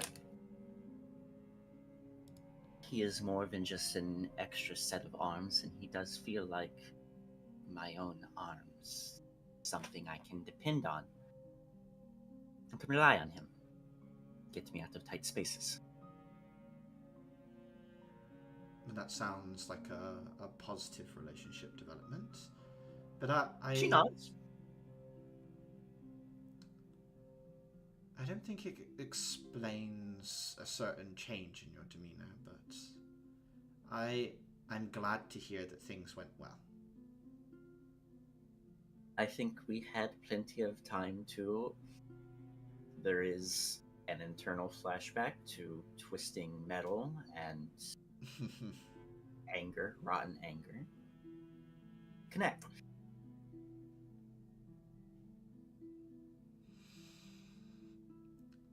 I understand him more, too. And you still feel separate, if combined, but you can tell where one begins and one ends, yes? Of course. Yes. Of course. Good. We can tell each other apart. So I guess that leaves me to wonder, why come here today, Atir?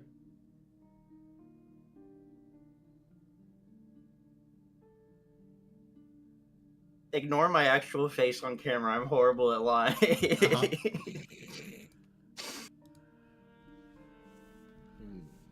Well, Axel always suggests it, and maybe there is an importance as much as I feel the connection with him. I also feel more of where some of the dangers can lie. So, Yeah, give me just give me a deception check.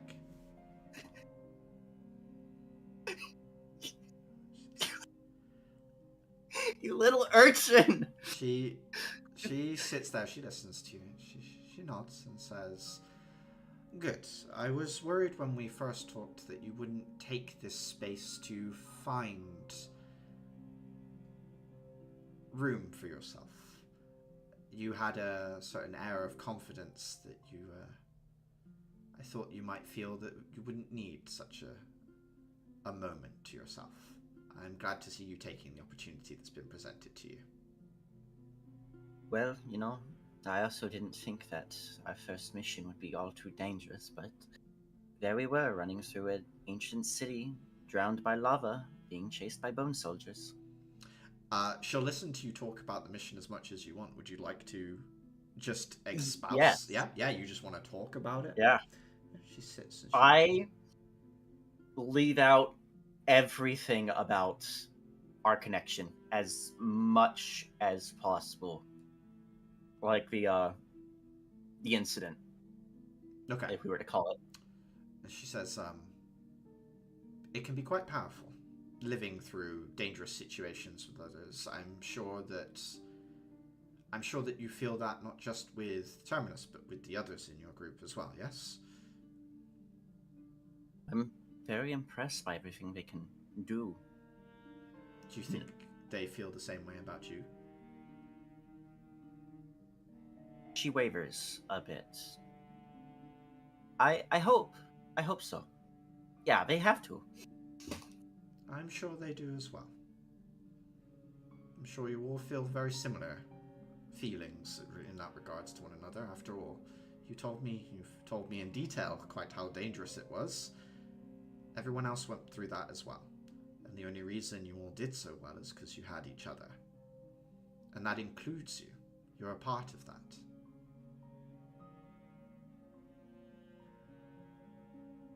She sits there at first in silence without an immediate witty remark or quip, and that sort of sinks in more than anything. That little affirmation. And you understand that when I say that, I don't mean you and Terminus. I mean you, Atira. She thinks for a moment and then says, "Spirits are interesting beings, powerful. They can embody quite complex things. And through experience, they can have differences from one moment to another. But they are, in some sense, always one thing. We mortals, we're more complex than that. When you feel something, you might feel like that's all of you. When you're angry, when you're sad, you might feel like that's everything you are. But in truth, it's just a part. There's a part of you that feels sad, a part of you that feels angry. Terminus is a part of you now, Atira. When Terminus feels something, and you feel that, I want you to understand that that's still just a part of you. It's not everything. Remember that. When Terminus sends you a feeling, remember that's not everything. It's just a part. I think I understand. Thank you. You're welcome. Would you like more snacks? Yes, please. She- So, yeah, there is one thing. of course. She opens up her desk and starts rummaging through. She pulls out a few more snacks, listening to you. Do you know any other students who have spirits? To be honest, it's not common these days. As you know, the relics are not often created now. Spirit contracts are still somewhat in vogue, as it were, but they tend not to harbor the spirit within them. They tend to conjure the spirit at the moment the contract is invoked. Although I understand your train is one of the exceptions, it does contain a spirit of the river, does it not? Yes. Sorry. All that to say, no. There aren't any other students here quite alike that. There are some students that have abilities granted by the goddess that might mimic that. There is a part of them that has been passed down from generation to generation that is embodied within them. And then there are some students, of course, that are part of what one book would call the graffiti of the stars, prophecies. She puts down a series of snacks on the table in front of you as she sits down and sort of smooths her skirt. Ah. Empress. Do you talk with him too? I talk with any student that finds their way through my doors, Atira.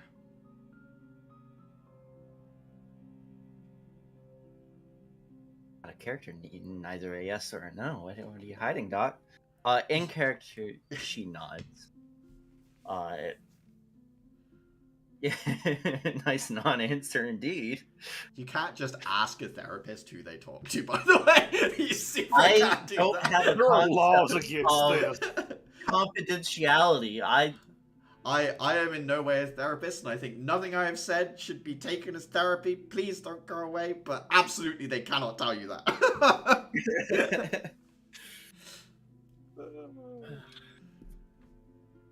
I think yeah. a bit more time there. Just sort of talk and eat on snacks. I think every snack she chooses, it's sort of like something that only Empress has, and that's sort of a novelty. Like you go over to Japan and it's like, oh my god, I've never seen this before. I can't believe Adhira eats so many custard creams in 5 minutes. Just munching on Pocky.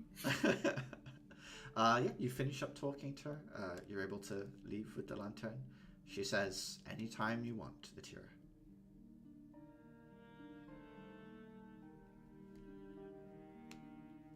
Chad, I don't think she knows.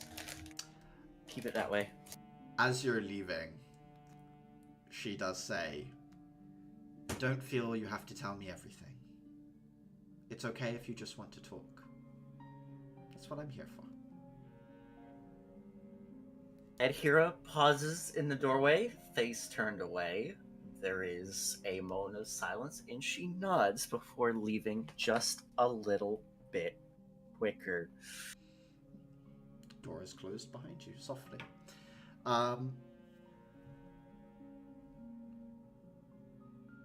The group of you are back in the dorm rooms that evening. Caliban,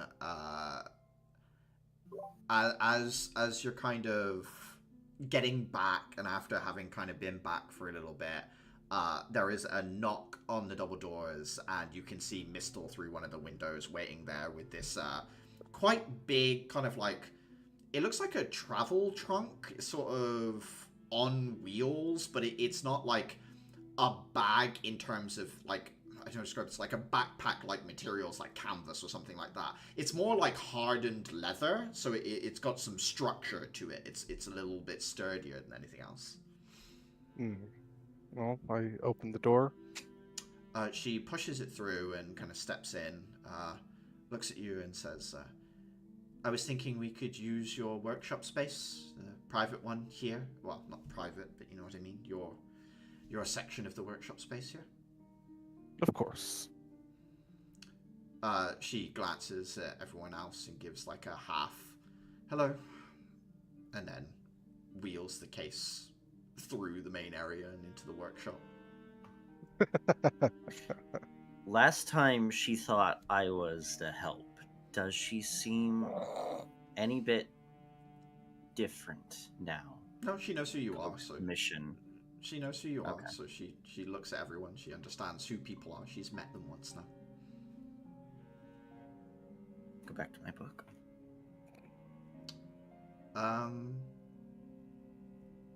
Is everyone else just working on the schoolwork that they've got? Are you guys kind of like collaboratively doing it together, or what's the? I seem to remember it like Far at the end. very least, Dayfra and I split up like some of the sections. Yes, Car and Dave Yeah. had. So I guess Uther and I think we- Adhira. Yeah, I think I'd we be worked working ahead, on it. so I'd be just what? I was fully expecting that Ahira would be procrastinating the hell out of this, but if everyone else on the team is doing it, and if Uther is doing it like in front of me, I will sigh, put down my book, and go get my homework to start working on alongside. Okay. So it does sound like you're all either working in the same area or otherwise sort of like cooking there. Mistle, I she's... think I'd Go on, sorry, be Dave. pointing it here at my notes.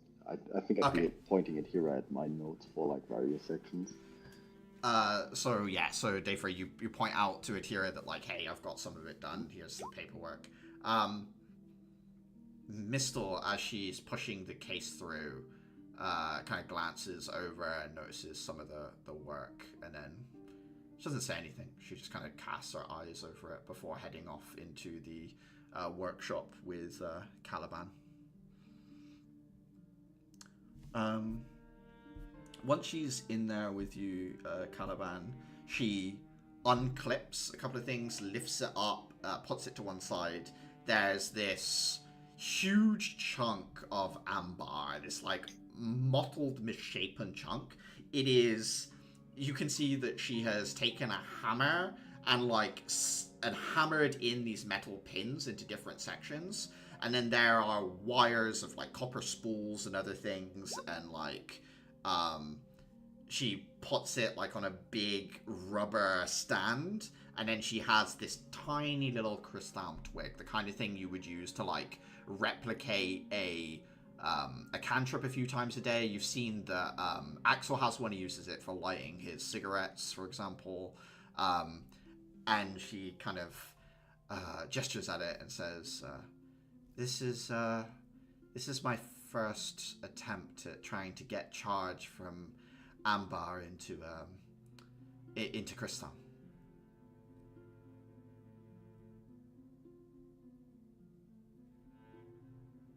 Interesting. My hope is that we can use the energy from this to recharge crystal. I've already used up everything within this small twig for the day.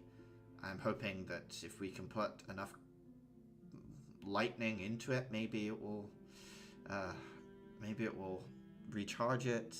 The problem I'm having is kind of why I did the test with you before, was to see how much of a shock different sizes would have. That's why I had you hold on to those notes to see your response to the different sizes.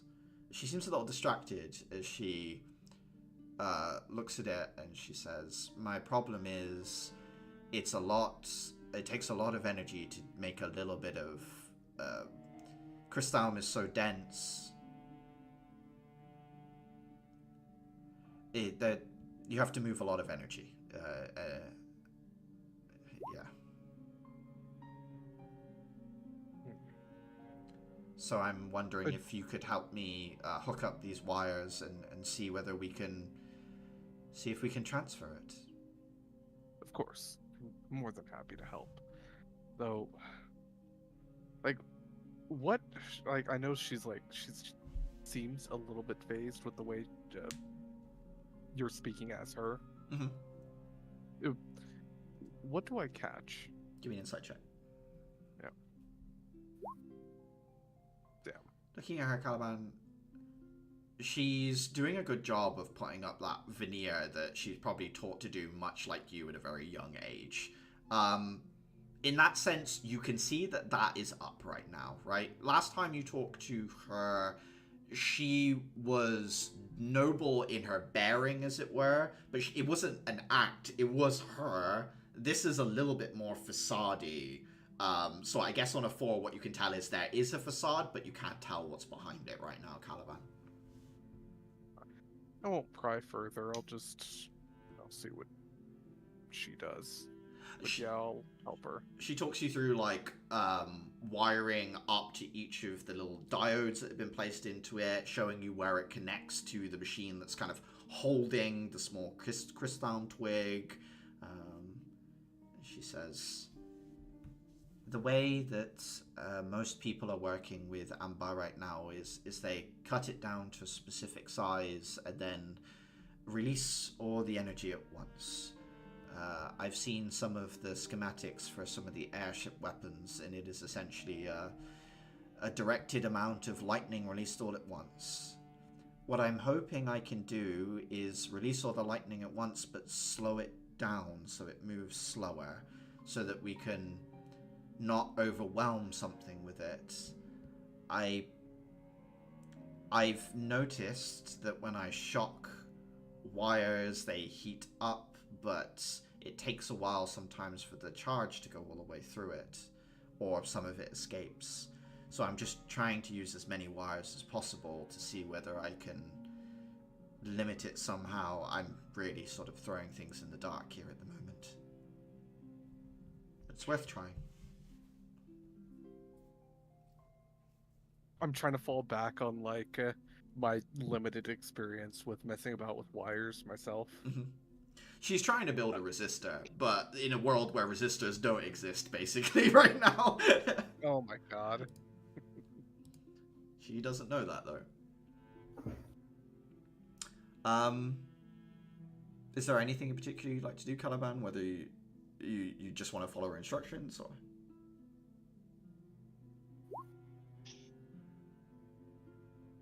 I guess I'll help, right? Be the human resistor you want to see. That's in the literally world. what she was using you for before in the first experiment. She just didn't tell you. She was like putting electricity through you to see what the different shocks would do and how much came out the other side. Oh my god. You just weren't good data because every time you would adapt and the energy that came out the other side was the same. It didn't matter whether she scaled it up or not. She was like, this data is built useless. Caliban is built different for better or worse. Yeah, I may not help as a test subject, but I can at least help as a lab partner. Yeah, you help her wire everything up. She takes a step back with you, looks at everything, says, perfect. I think this should work. This will work. I have Caliban like just double check and just verify everything. Yeah, either Arcana or Investigation, I think, Caliban. Either one of those fine. Investigation. 12? Yeah, I mean, to the specifications she's given you, looking at it, none of the wires are, like, crossed over. None of them are touching each other. They all seem to be separated. It looks good. Right. She flips the switch. Pressure is put on all the diodes, so they all shunt into the core of the amber, which cracks it, releases the energy. Lightning zaps out into all of the end nodes, and you watch as the copper wire very quickly overheats, frazzles out, fries. The crystal twig shatters, the machine just absolutely blasted with lightning. Energy rips across the surface of it, almost shredding and melting it. It like folds in on itself, almost like a spider's legs curling as it dies. All this machinery just folds in, superheated. And as the event stops, you just hear a soft, "Why won't it work? I did everything perfectly and it still won't work."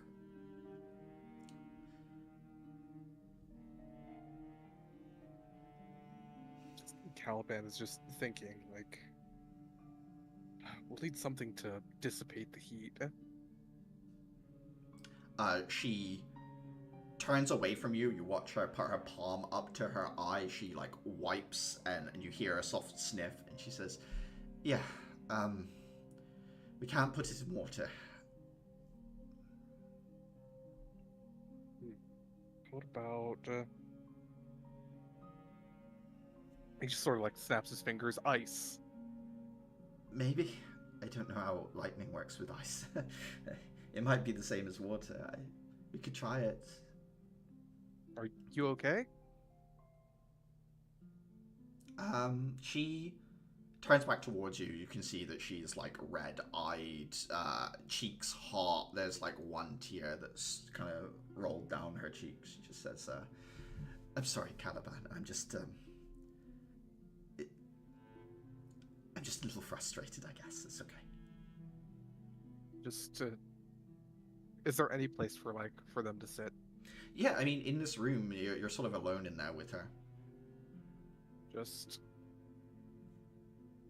maybe just gesture to like a seat somewhere, but just like have her take a deep breath.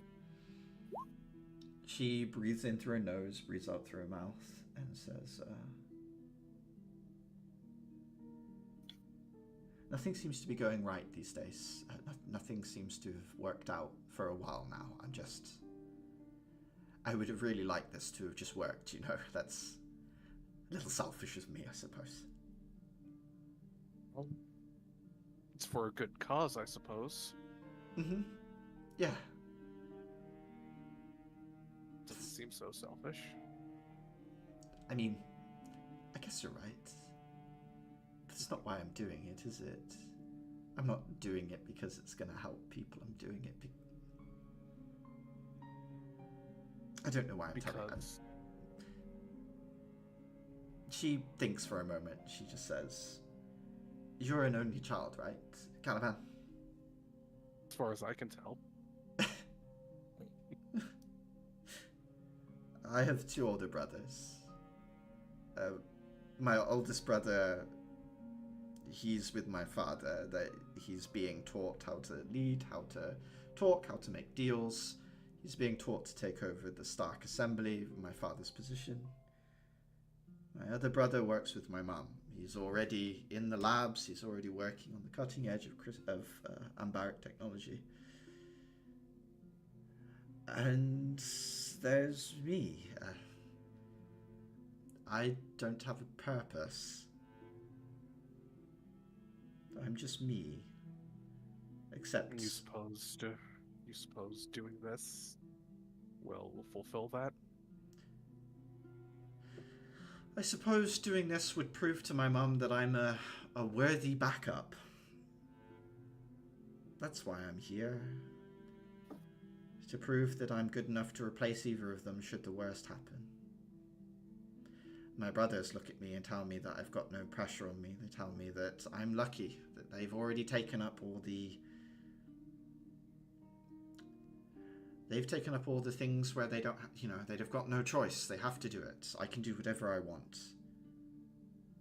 Except I can't. I have to be ready. I have to be academic like my mother. I have to be a leader like my father.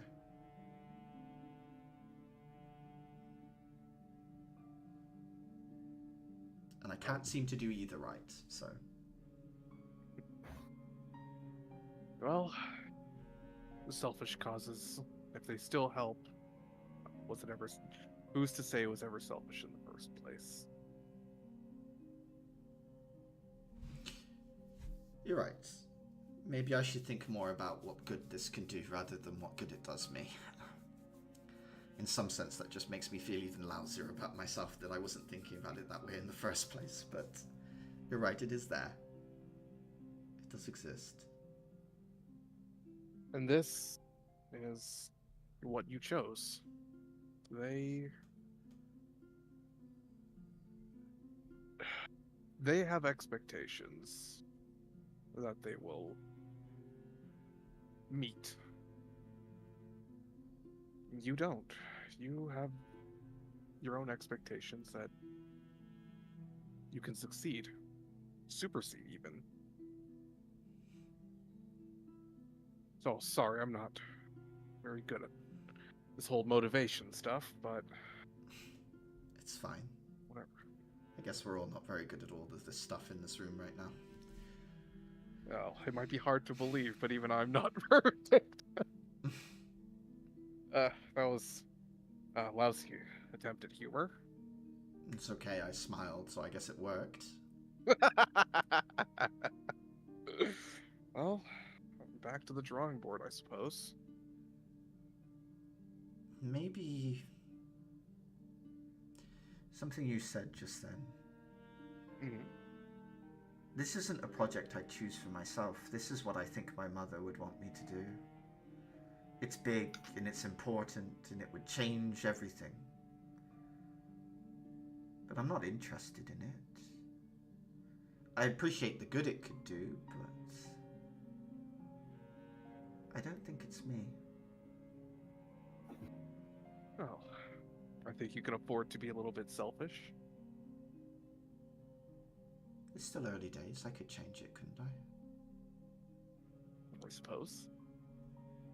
If you have something else in mind, I'd be more than happy to lend a hand. You're still willing to work with me after all of this? It's no big deal. It feels big to me.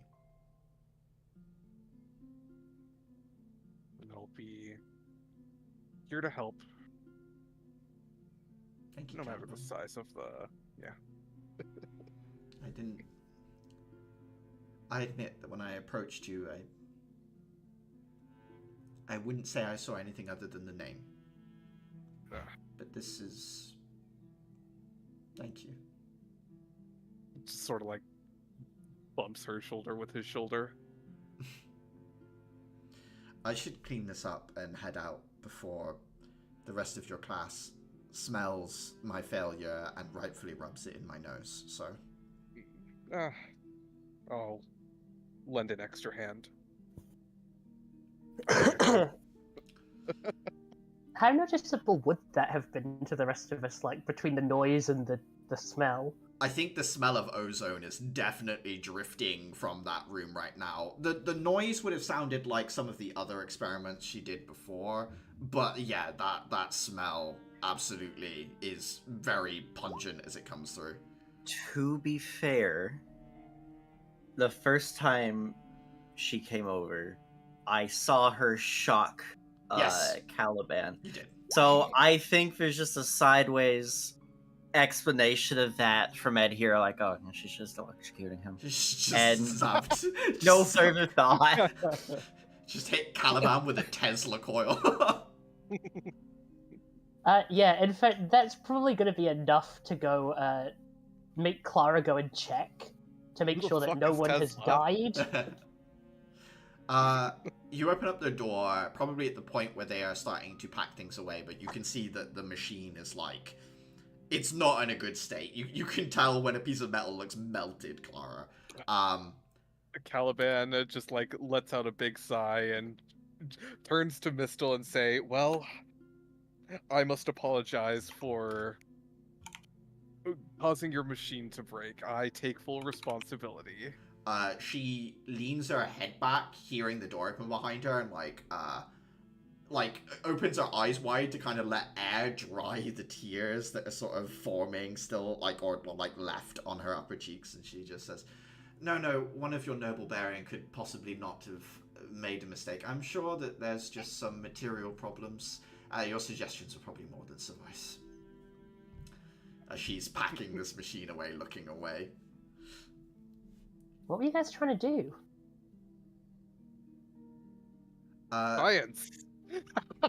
She finishes folding the thing up, turns around after she feels comfortable that she's sort of cleared her face, as it were, and says, "My project. I'd rather you didn't snoop into my work." Okay. So much for helping. It appears you may have benefited from some, but what do I know? We all have our personal trials. Yes, something like that. Although personal trials usually don't make a whole house smell of ozone. I apologize for my oversight. I see you're working on this last week's work. Would you like some notes to help? Clara's gonna attempt to bite her tongue and fail miserably. I see. So, you are perhaps too good for our help, but we're not too good for your pity. It seems that you have a similar image to me on this matter, then, if you will not take help, but you will offer it. Oh, it's equivalent exchange, Miss Draken. If I'm not good enough to offer my advice on something you care about, then perhaps I am simply not good enough to have earned your notes. For the record, by the way, the heat in here is absolutely sweltering. Whatever you're doing is far too hot. She opens a window, she takes her case, and she wheels it past you silently and out of the building. Clara's going to turn to Caliban. Whatever she's doing, by the way, there's only one way I can think to dissipate that much heat. Oh. You need something miasmic. Or Miasmic? potentially something that's able to cope with that level of heat. It's a law of energy. They'll always move towards equilibrium. You need to submerge your wire in something hotter so the heat drains out of it. You certainly need to put miasmic between the two of you. That was pretty heated already. Listen, I don't know what you expect me to do. I come in to check that you're both alright. I immediately get sassed. I offer to help. I'm immediately told that my opinion isn't worth it. I genuinely don't know what you want. For her sake, because she happens to be going through a tough time right now, I'm telling you how you might want to fix it. Paint it as your idea as much as you like. But no one deserves to suffer forever. Caliban waits, looks at her. Okay, I'm listening. Something that can cope with the heat. There are plenty of miasmic monsters that burn that hot. Or even something as simple as the magma slime that I picked up.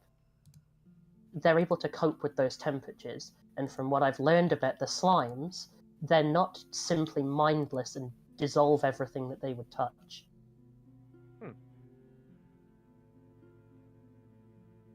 It's a suggestion. But if she won't take it from me, maybe she'll take it from you. Very well. Is this conversation happening with the door open? Yeah, I think it's very... I wouldn't have shut it. Yeah, it's very audible. I mean, the workrooms aren't far from the group space, basically. So yeah, would have been heard. Probably the whole exchange, really. Your insight is appreciated. Lux. I have a stupid question. What's up? How big I assume this was something involving wiring. Yeah. We hooked up wires to a rock and then to a crystal. How Crystal. thick were the wires? Because yeah, you'll get a little bit more life out of a thicker wire. Thicker wire, miasmic. Like I said, something that would actually dissipate the heat. But the only thing I can think of that would be able to do something like that and still be in one piece at the end is something able to consciously direct that charge and move the heat around where it won't hurt. I think you are going to need something working with you instead of trying to deal with something that's working against you naturally. Also, a thicker wire I think would help, but then you're also at risk of increasing the current anyway and potentially causing yourself still the same problem.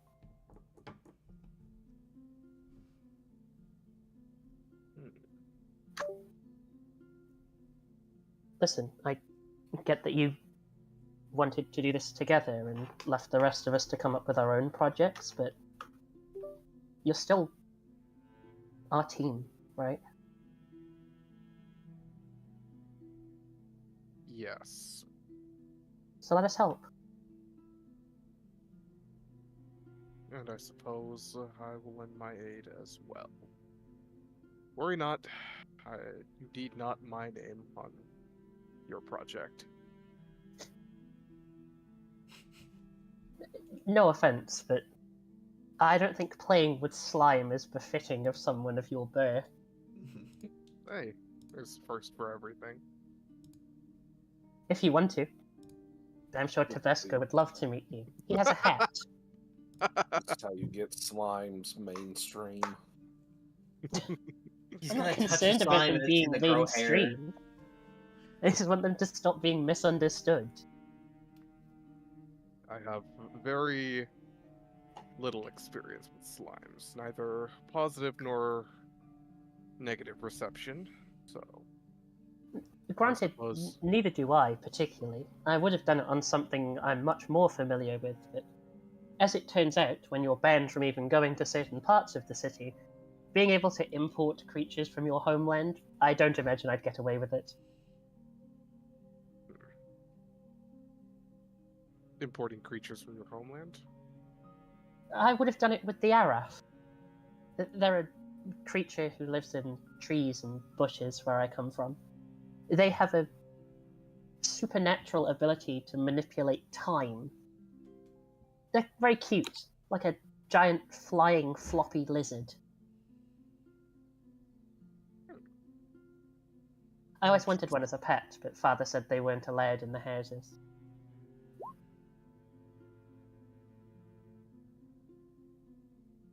Very well.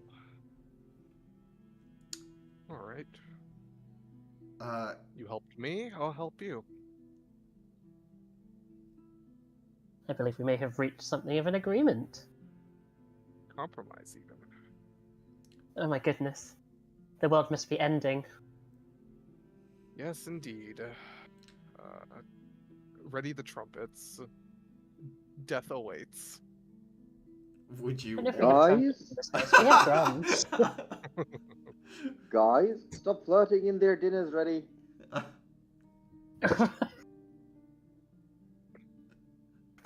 Don't I'm open my gonna get mouth, you. don't I'm open gonna my get mouth. you, Dafer. I can't believe Clara just shot Caliber. Stop flirting in there. Bang! First one You getting stop shot. flirting! I must beat the allegations. Would you all like to eat that evening and sit and finish the work that was presented to you together as one class? I guess. Look, then we could Yeah. impress Axel. He thought we were going to take every single possible minute and we'd be finished 2 days early. You all sit down that evening, eat the food that Dafer has prepared, and with each other's help working through the problems that were left for you, you each finish up your own set of notes, your schoolwork finished by the weekend, ready for Monday for you to start learning and not be behind. It is with that We that could you... just be lazy and turn it in on the exact deadline anyway.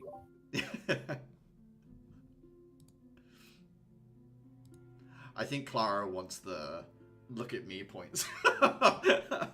I did it. Listen, I just think it would set us up in good standing if we can do loads of extra stuff and get our schoolwork done early. Maybe next time we will be trusted to do it in our own time, and so we won't have a deadline at all. See, you're way more positive about this than Dafer is. Dafer is just way convinced that somehow, magically, by Monday we will have our next fucking mission from hell, even though we shouldn't, and it should be impossible. And so, if we don't do it right now, something will come up Dafer, somehow and screw us over. you all finish up the work that night and head to bed. Is there anything anyone wants to do before I transition to Monday morning? I'm sitting up and reading underneath. Yep. Oh, stars. reading the Yeah. little journal book. Just a bit of. Yeah, I'd say you probably would have worked quite late on that, so you can read a little bit that evening before bed. Absolutely fine. Yeah, nothing really substantial. Not trying to get to the bottom of Elias's Notes. mysteries, but Yeah. like stars. You sit down under comfy stars and read a little before drifting off to sleep. Dayfer, we've kind of, I think it's you and Uther who get up the earliest, if I'm correct. It's you two.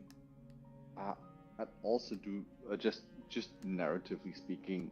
In that evening, like I'd still spend like another half hour or hour or so, just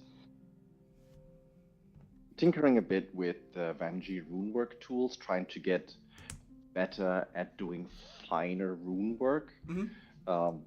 Essentially, the narrative for having more keywords is that I just got the rune layout a little bit denser A little bit tighter, yeah. And I'm just now trying to like train that a little bit more. Okay. Get a bit better at what I'm doing there. Yeah, you use the tools that late at night before going to bed. Uther and Dather, when you get up in the morning, your little like pigeonholes where sometimes mail is left, you can see that hanging from it where like the 5 of yours is, there is a small little like, I don't want to say like dossier, that's not right. You know, like when you get a parcel, but it's not so big you need to open the door for it, but it's like this brown sort of paper. It's that with like a lip folded over it, and it's hanging there. It's got Axel's name on it, and it says for class 10. It's got your class number on it. Oh, Lord, what's this?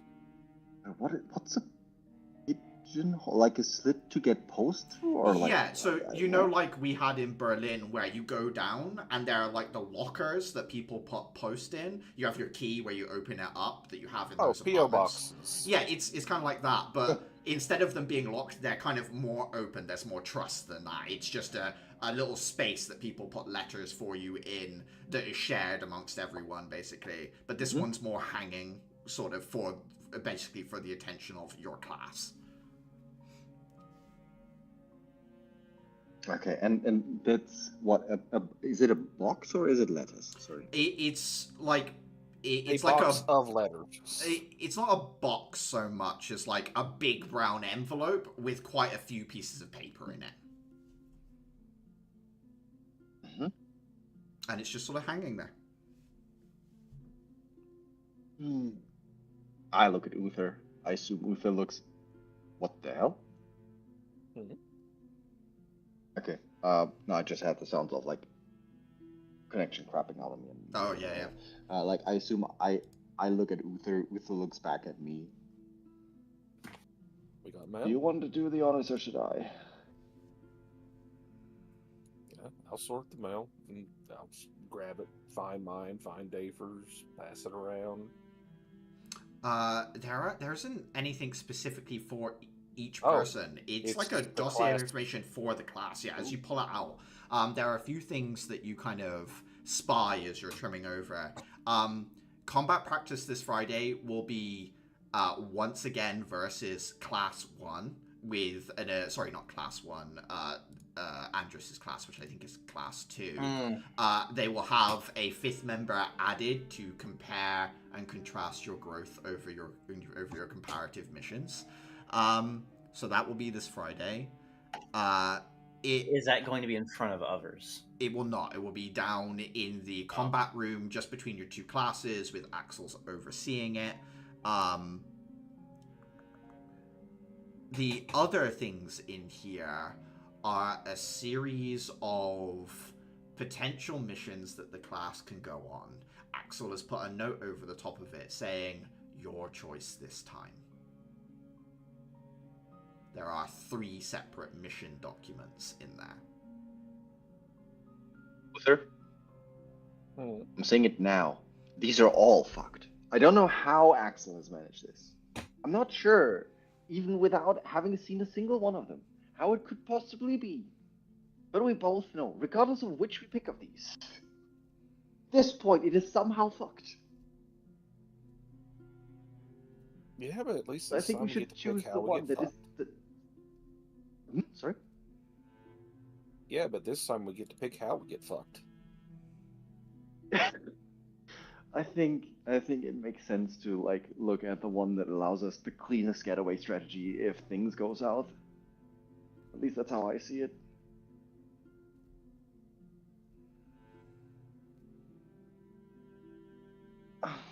Okay, so hand me one of those mission documents. Let's see what we have here. Would I like flip the mission documents upside down on the table, kind of swirl them around, and then slide one to him? 1, 2, or 3, Dafer? I'll take 3. Mission document 3 is a report from peacekeepers in the city. From what? Sorry, I'm getting myself back through someone. Echo? Getting slight echo. Oh, I think it's good now. Document 3 basically shows. Document 3 shows a report from peacekeepers. The mission at the end of the month will be to assist in dealing with various glowmide operations throughout the city. There are some personal notes from Axel in here that says, "You were there when it started. I thought I may as well offer a potential you be there when it ends. I will be working on this personally, whether you are with us or not. But I thought you'd like the opportunity." And it shows like a series of different locations that have been highlighted as potential glowmide hideouts, with the end goal being procurement of evidence of who is behind the glowmide, and therefore moving forward with a case for arresting that individual.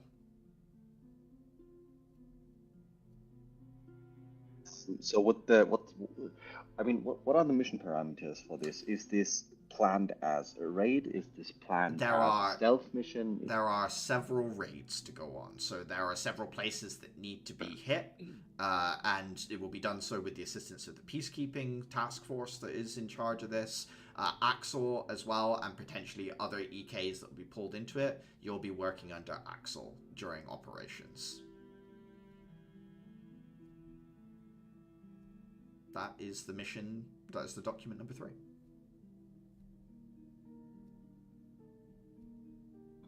Not liking this one because I'm already drawn to it, and I know it's screwed. Well, got glowmite mission over here. What do you have? 1 or 2? I'll flip open 2. 2. 2 takes you up to the Vangi border. There is a village there that has gone dark. A C rank EK has been assigned to it. It doesn't state who yet. It basically just states that. Sorry, it's not that a C rank EK has been assigned to it. It's been posted for a C rank AEK to accept.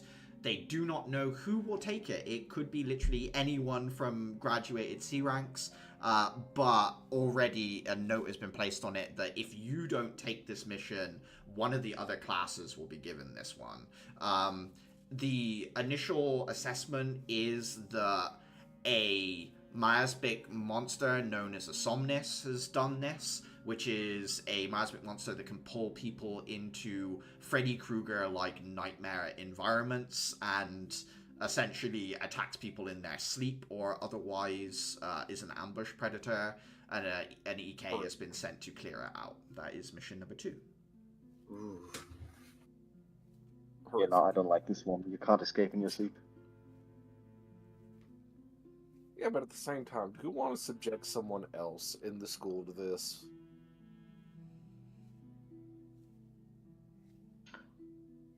You don't want to hear my answer. Actually, no, I'm gonna say it anyway. I'm not. It's not great, but like, if we are supposed to be capable of handling this, then they are as well.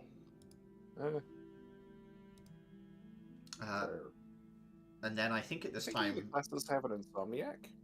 the rest of the class would be the rest of your group would be waking up and heading out at this point, seeing you guys poring over a bunch of documents, probably on like the kitchen island that's been spread out. We got mail. End of month mission. Ooh, let me see. Let me see. We can choose a second one. Want to see mine, or do you want to see the one we haven't looked at yet? One we haven't looked at yet. Adhira, I'll flipping. slide document one over. Adhira, this mission takes you into central Trismere. There has been some issues with one of the noble dukes there. Their territory has been hit by miasmic, despite the fact that there should be a bajillion layers of defenses between there and then. The initial assessment is either something slipped through, or the Duke is using this to sort of cover up other things going on. Either way, a rank EK has been assigned to it, and you guys have been, basically a mark has been put on it that if you don't take it, one of the Immortus students will. Well, I just want to say, if we take this one, we could be showing we can handle Immortus level missions. Right, we can do just as well as one of their teams do. Where's some of the Yeah, others? Let me look. Vapor's got Glowmide raids, and this in here is something, a town on the border went dark. Hmm. And I'll slide it over. He looks through them. Axel has a note down as well that says you have until like next Wednesday, so the end of your next sort of classes session next week, to decide and give your response. You can give it sooner than that, but you can't give it later than that.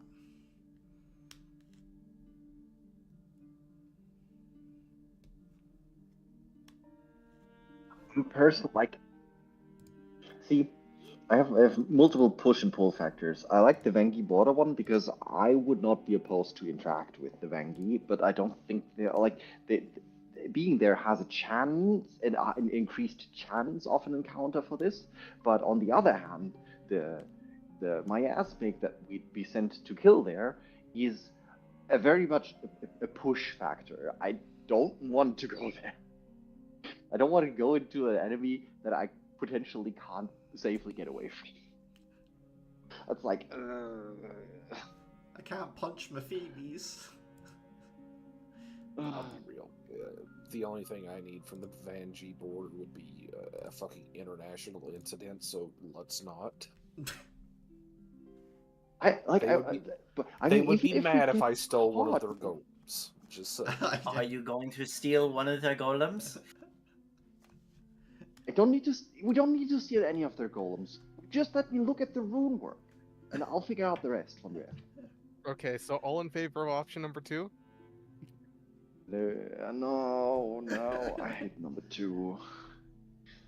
I will say, 'Cause number 2, like, Glowmide raids is probably solid for us. All three of them do have this sort of appeal. I don't particularly care of outdoing Immortus. Like, my ego doesn't, like... I'm not gonna get stronger just for making a mission that Immortus would do, so it's not gonna change too much for me. The Glowmite one, though, that actually cleans a little bit in front of our doorstep, and, like, the sooner they absolutely get their shit pushed in, the safer we are here.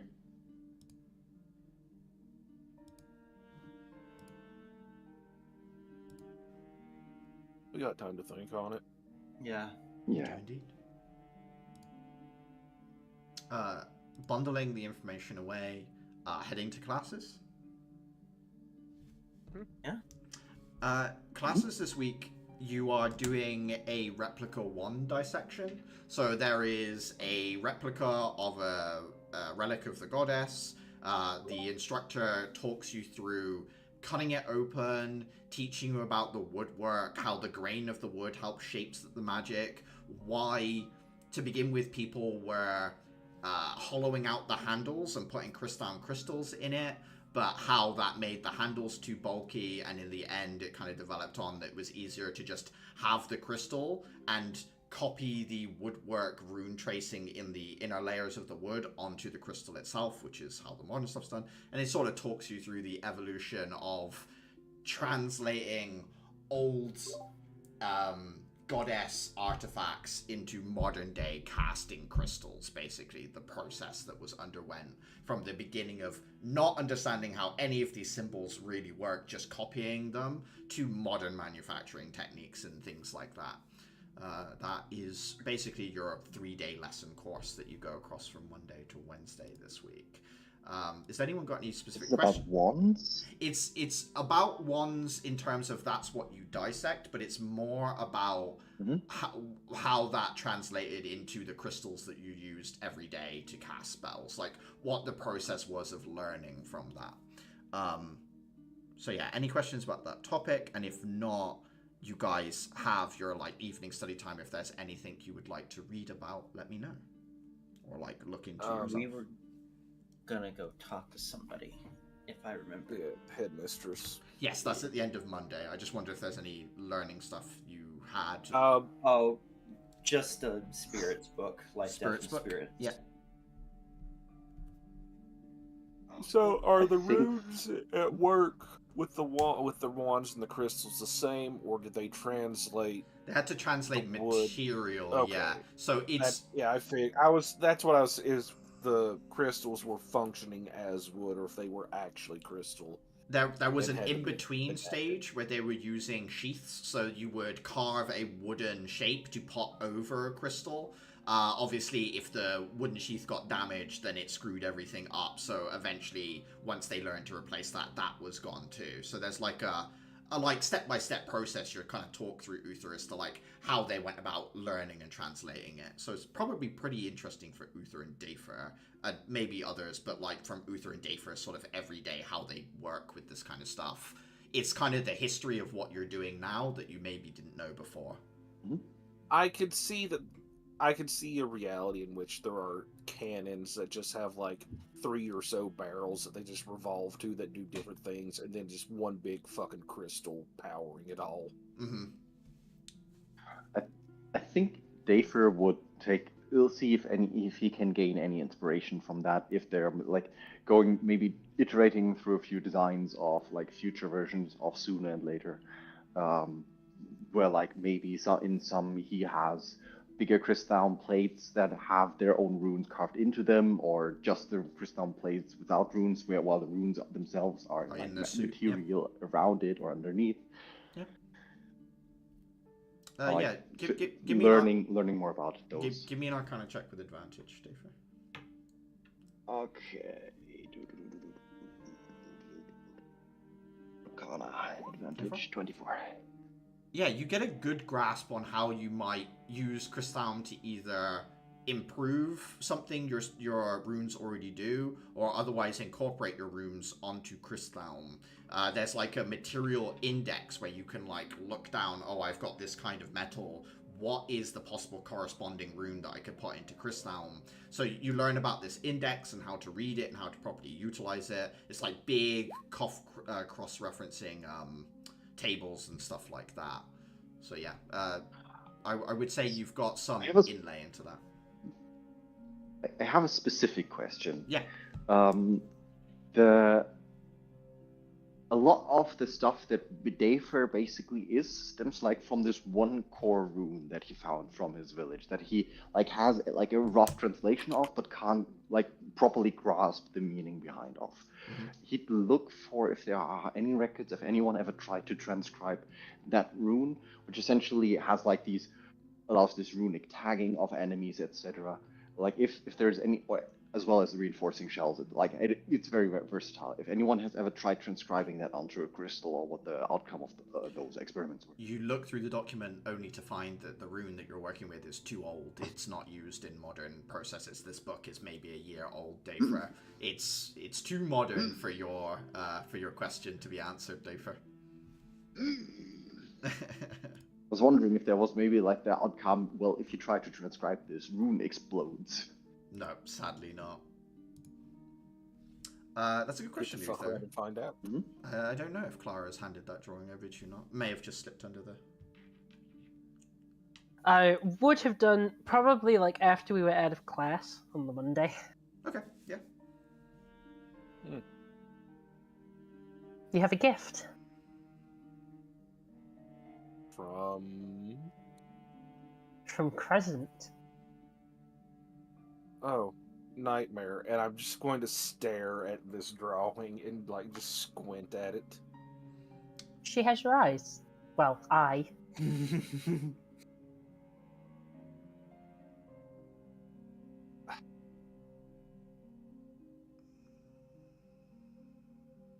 I don't know what to make of this. I'm confused. I think she's also confused. They have her stuck in this room with. Well, frankly, it feels like it's a room you would maybe keep a 5-year-old in. There are crayons and letter blocks and a single room with a bed. I imagine it's enough to drive one a little bit stir crazy. The crayons I get. The blocks, I'm surprised she hasn't bundled them up in something and tried to beat a guard with it yet. She did scratch the guard pretty badly. Well, that's on them for not trimming her nails when she was out. She's not an animal, Uther. She's not, but she is dangerous. So are we. Yes. And if one of us was to do something that would end up with us locked up, I would expect certain precautions around us as well. Is that common where you come from?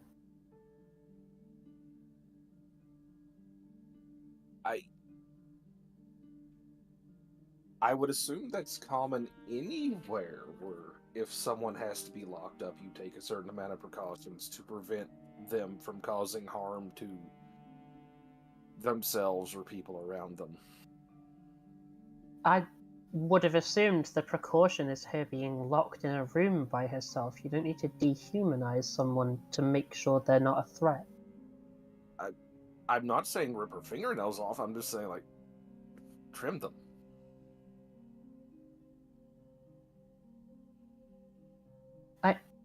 I don't know. It just doesn't sit right with me, that's all. I get what you mean, but I had this same conversation with the guard who was stood outside her door. It's very easy for people to remember the action and forget the person. Uther's going to, like, look around, just, like, judging how many people's around. You guys are heading up to Like, the third floor where the headmistress's office is. So you left people behind at this point. Up here, it's all they're classrooms, but they're not. They're individual rooms for year threes to like keep their stuff in. Really, be it experiments or otherwise. There's no one else up here. All the doors are locked, basically. Uther's going to, like, just kind of stop, and he's like, his face is going to fall a bit, and he's just like, when you have people that are trained to do one thing and one thing really well, I'm not saying that they're animals. I am saying that they are dangerous, and that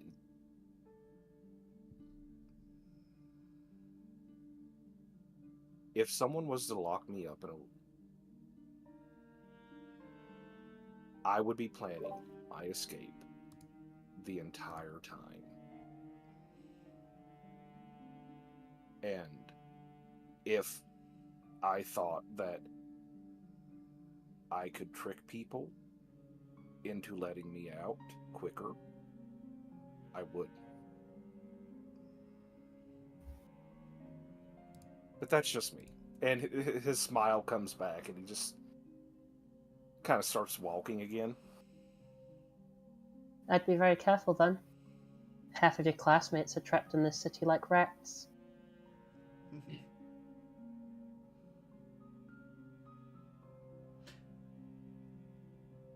As you get further along the hallway, kind of come around a corner, you find the headmistress's office door. It's gonna be lighting up. Thank you, Marge. You see The door is slightly open, as if inviting you in. You can see a little bit of the internal of the space. There's a light on in there, or not a light on. There's light coming through from like big windows or something like that. You can see it washing through. You can see a little bit of a cupboard as well.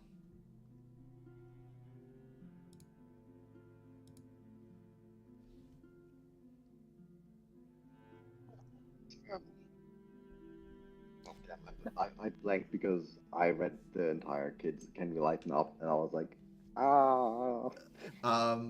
So I the don't know what to door, say. Yeah. it's a Simpsons reference. The door Hmm? to the headmistress's office is slightly ajar, so Yeah. it's slightly open. That's it. Okay. Do we hear voices through it, or is it just silent? No, it's silent. Ah, dang it. No eavesdropping. Eavesdropping. God damn it, I can't into language. I know what you meant. Right. In that case, knocking on the door and then pushing through with all the reinforced confidence gained from having taken care of kids. There are seats enough for all of you, arrayed in front of a desk. Headmistress Shu is like just sitting. She was reading what appears to be like maybe like a novel of some description. You can just about see the cover. It looks like a picture of a Trismerian, what I would call like a pleasure craft, kind of like a yacht type thing. She doesn't fold a page. She takes a specific little like paper marker, puts it in the book, flattens it, presses it, opens up a drawer, slips it in, closes it, and says, "Please come in, sit." Do I catch the name on the book? Give a perception check. Roll to perceive smut. You do not, Atira, as Okay. basically just like a big picture of this yacht that kind of catches your attention before she has already closed it and put it away. She's just going through a catalog, just getting ready for retirement. Oh, Please come in, sit, make yourselves comfortable.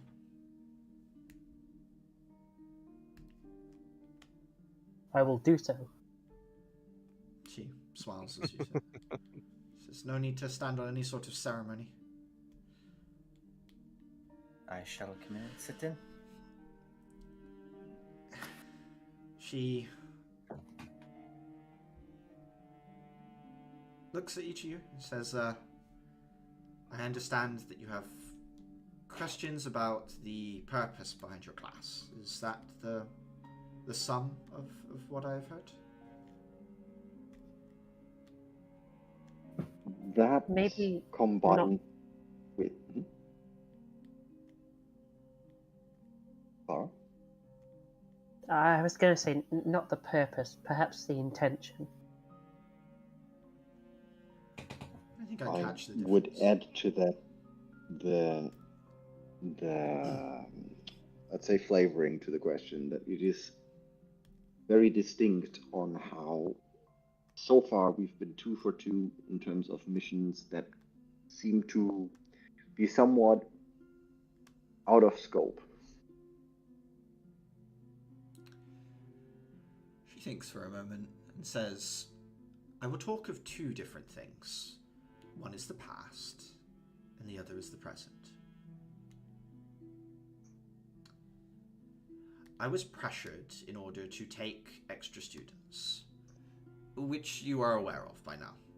And I was resisting the fact because I had an outlook. I had a purpose. I was planning to bring a level of quality that had been otherwise lacking in the past. I'm unsure if you are aware, but in my history, I was just a businesswoman. My life was saved by students of East Academy. They died in the process. When I looked into it, I found out that that was not an uncommon story. I wanted to change that. So, when the pressure reached a certain head, I chose to form an emergency class.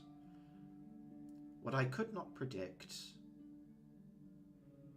is you're wanting to swap academy, Clara. Adhera, your home, and your unique object that you keep with you. Dafer and Uther, your home region as well, is of importance. And Caliban. Need I say, your family and your ties to this city. I figured. So, when I put the class together, I did not know this would be the array of individuals that would be sat before me. I had no control to tie that all together. Axel has been operating as my right hand for some time.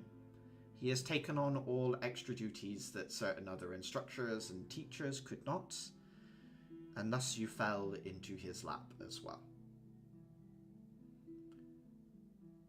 The run-in with the Glomide I also did not expect. That is a byproduct of you being tied to Axel and certain other friends, by which I mean Rudolph and the Judge Lehrman, who now you have had some peripheral involvement with as well. So now I talk of the present. There is an opportunity here. You all come from very different places. Not all of you different backgrounds, similar, but separated by circumstance. East Academy has always been a place where we bring together groups of people and turn them into one unit that works for the better. I would not be lying if I didn't see a group of people from very disparate places with very disparate ways of life that if we can bring together into something that does better, can do more than better against the miasmic, but can do better for the future of where this city is going. I didn't intend to get tied up in all of this politicking between the judges, but here I am. I guess it was inevitable. I would be lying if I said I did not see you as an asset, but I also see you as students. No different from any of the other students, perhaps other in difference in potential. All those words, and I probably don't feel like I've answered your question properly, because I don't really know the answer yet. What I see is opportunity, but it's not my opportunity to take. It's all of yours. I was planning on having you spend more time together before I brought this up, but suffice to say, you're all very curious, and that is a good thing. I've been impressed with the reports I've been given. I want you to know that Sky wasn't reprimanded too badly. I understand the situation has spiraled quite unpredictably. Again, I did not know that an extra-national authority would be there in those caves. The mission was put together very quickly. All of this has been done in a rush. I hope to some degree this answers your question, but if you have further follow-ups, I would understand. Go ahead and ask. Now is the time. Well, I do feel better knowing this wasn't some kind of scheme to skew the numbers to keep two nobles from getting killed, statistically speaking. It was not. So I feel better about that. You are not here to make up the numbers, Uther. I value each of my students equally.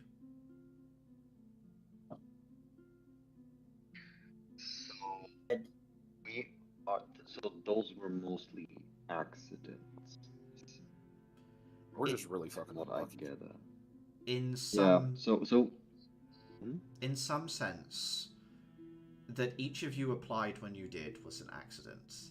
That I accepted you to this academy and not others as a class, that is not an accident.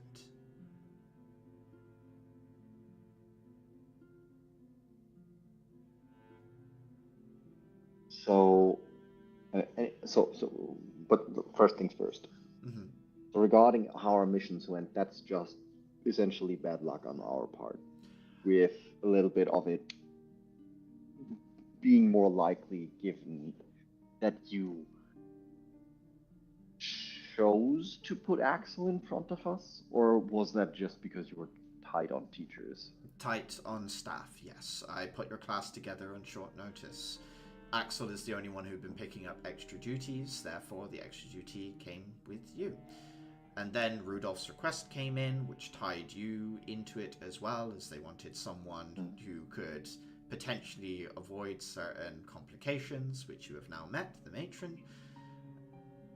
All of that I have no control over whatsoever. And the opportunity you speak of is mostly just make a show of how if even a group of very diverse people from all walks of life can excel together. You have come here in search of honesty. I will give it to you. There is pressure beneath the surface building. Conflict is coming. I don't know where. I don't know if it will be within the walls of this city. I don't know if it will be in Heaven's Pillar, where things are still trying to calm down. I don't know if it will be in our long-standing partners of Dulukop, or in the Sands of Laments.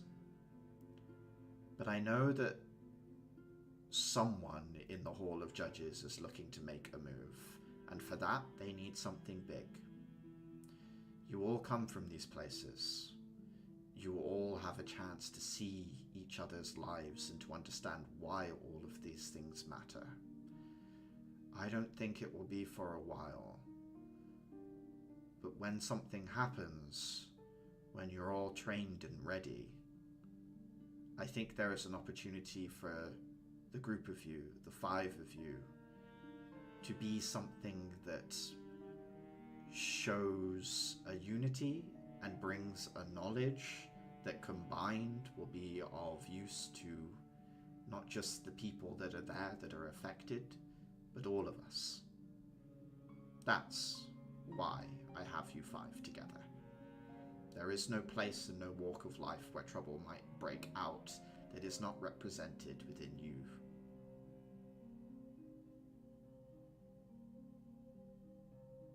So we're the perfect sort of morale ambassador kind of team. Perhaps. I can't tell the future. I just think that there is value to this group that goes beyond just being the strength that you are and will be.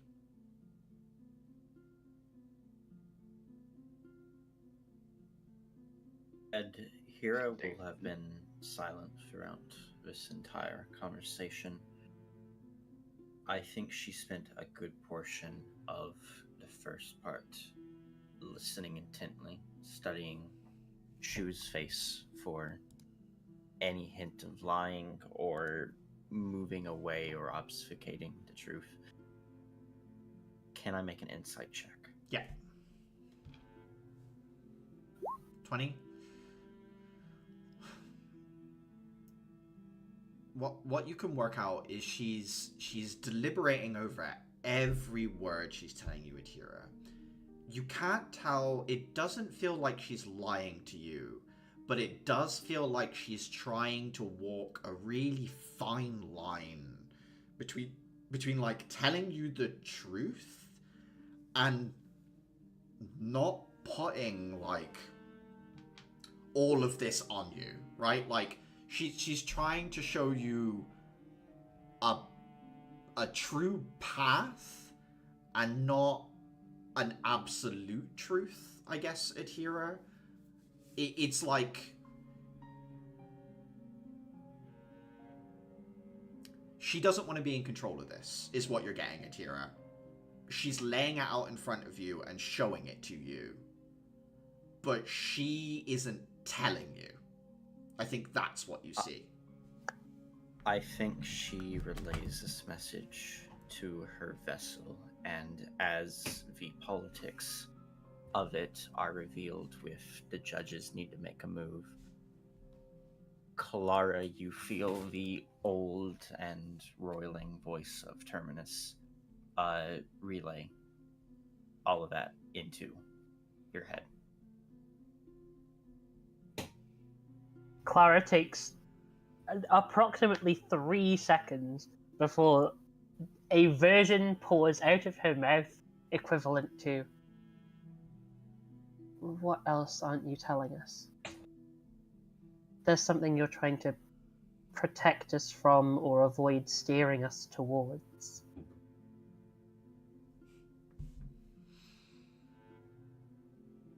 She thinks for a moment and says,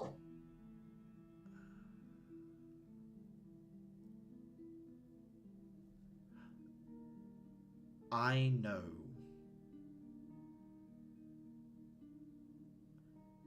as you're aware, East Academy has been put under specific scrutiny to do with the way that we train our students and the way that I run things, to the point that it doesn't make sense. It doesn't make sense to bar us when the quality of our Empress Knights has been improving and the work that we're doing in the field is improving and the benefits to the city cannot be ignored. And yet still they try to suppress our institution. And the reason is they cannot control you like they do the students that graduate from Immortus. Which means that there are already EKs that have graduated from Immortus and will graduate from Immortus, that those who wish to make a move have pulled onto their side. If you were to take a path of standing against something like this in the future, it would mean standing against some of the most resource-intensely trained individuals in the city. The odds would be stacked against us. And beyond that, it would maybe mean some sort of change here in the city beyond simply stopping a machination. It could mean an end to the judges and whatever system needs to come out of that afterwards. That is what Axel and I are working towards. That is what Judge Lehrman and we are working towards. I am to assume that by virtue of putting a group like this together, and the fact that we have not faced repercussions for the decisions we've already been involved in, I assume this change is something you are open to and preparing for, rather than attempting to shy away from. It is something I am open to and preparing for. And not only do your groups represent the major conflict areas in the future, it represents a good portion of the groups that we would pull in to take control of the city. Empress City has already made its way into every place on the continent. There is no denying that. But what we can change is who has a voice. Everywhere this city touches deserves to speak for it. I have a follow-up question, if that's the case. Of course. While we were not here, I we have been informed that there was a notice that went round from the paladins. They seem to be seeking perhaps not the same kind of change, but change all the same. I understand why you may be reticent to voice it, but can I ask how you feel about their involvement, as at least on a surface level the ideas share some similarities with what we're discussing, even though the methodology and the reasoning seems to be drastically different? It is the methodology that does scare me. It sounds like they are willing to put at risk a great many lives for the change that they would make. Do not get me wrong, there is risk in what I am proposing as well. But I would like to think it is more localized to the risk is on the people that will make the actions. It is true that what they propose might work. Pushing the people to the breaking point will allow them to rise up. It would work. But I cannot see that cost as one that I would align myself with. That said, they are like-minded individuals in terms of wanting change. If they could be tempered, I would not be against talking to them, and you cannot temper someone without talking to them, so... I guess in that sense, they are not a group that I know, they are not us, but friends I am in desperate need of. I just need to be sure that the friends I make are ones that I respect. I appreciate your candor in this matter. I will admit, upon reading their proposal, there were plenty of things that stood out to me as making sense. This is my own opinion, not ours. But I had the same thought. If it's change you're seeking, I cannot and I will not speak for the others. But I will speak for myself and my house. You have my support. Thank you, Clara. It does mean a lot. And I guess the question turns to the rest of you. It is a big one, and I don't expect such quick and easy answers.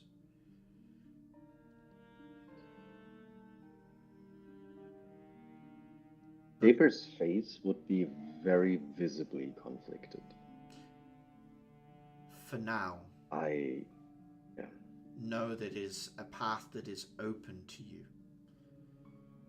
It is not where I am forcing you, and the paths are no different. You will be at this academy, you will train.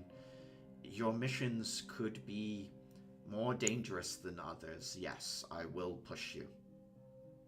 But it will be for your betterment, and for when things come to a close, it will be, whether you choose this path or not, it will help you. For now, you're just students, and that's all you need be.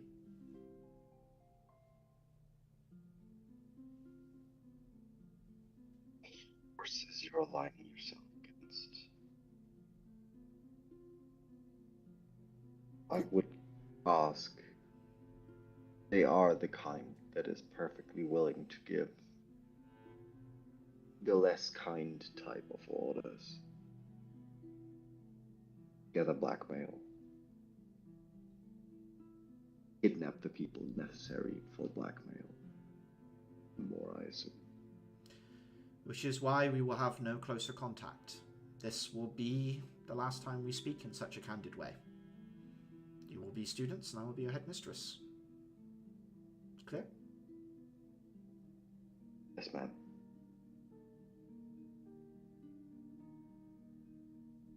You can relay everything else through Axel. You can trust him completely, as I do.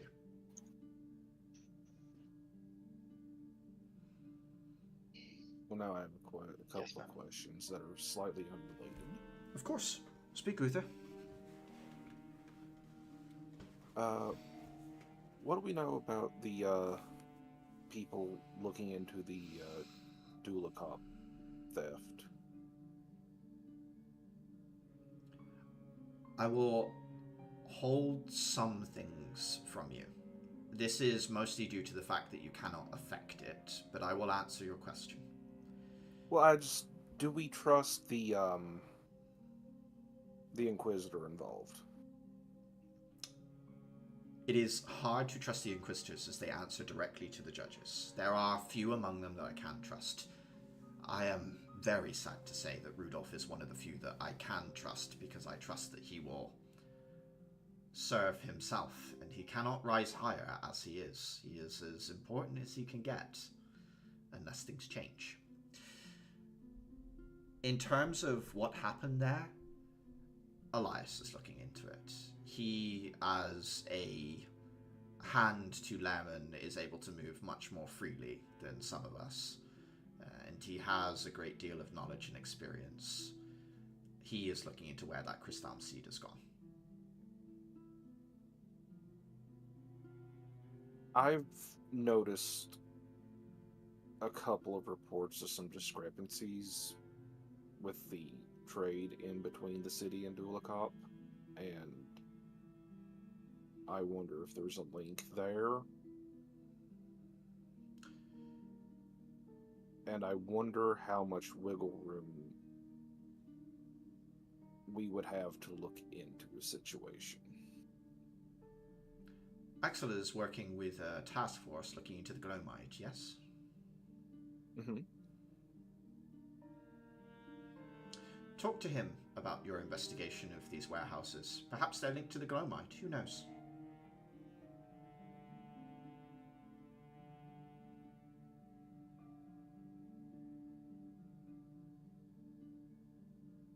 I can work with that. That'll probably save me from having to do other things. It'd be easier if you still did it yourself. You can take your class if you like.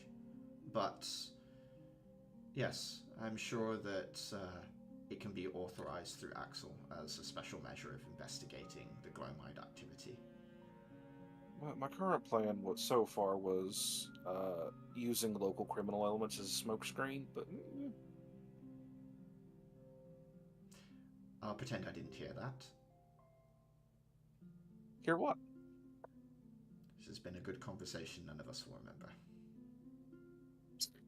Adhira is going to stand up and say, "This is a lot to think about, a lot to digest.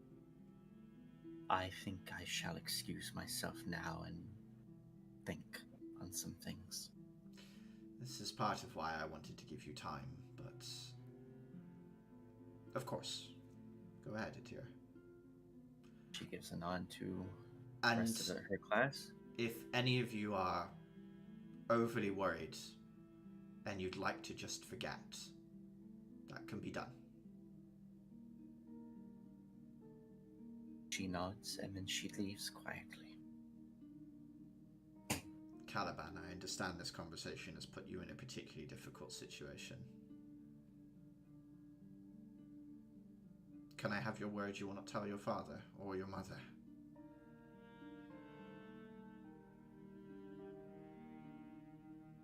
I know you'll keep your word.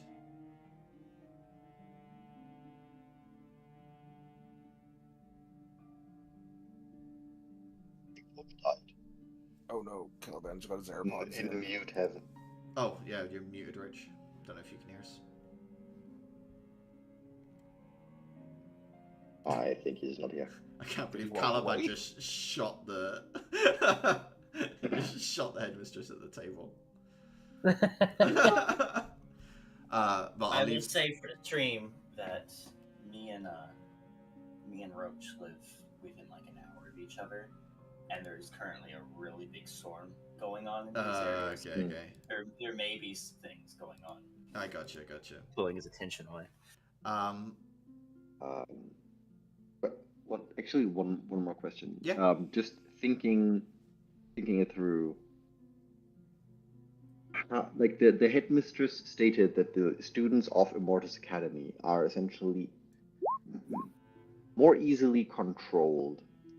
That raises very much the question, how? Is that the kind of question Axel asked me today?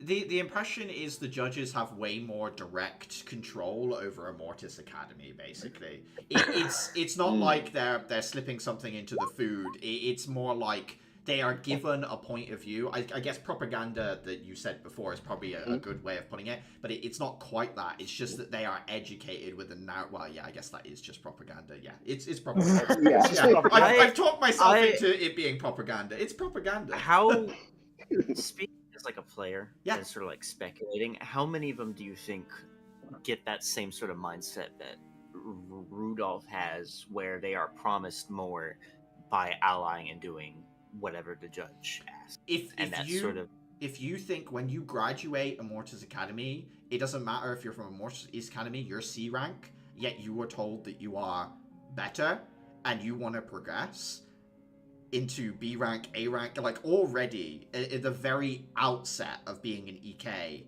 you are ranked and compared to your peers, but you are told that you are the best.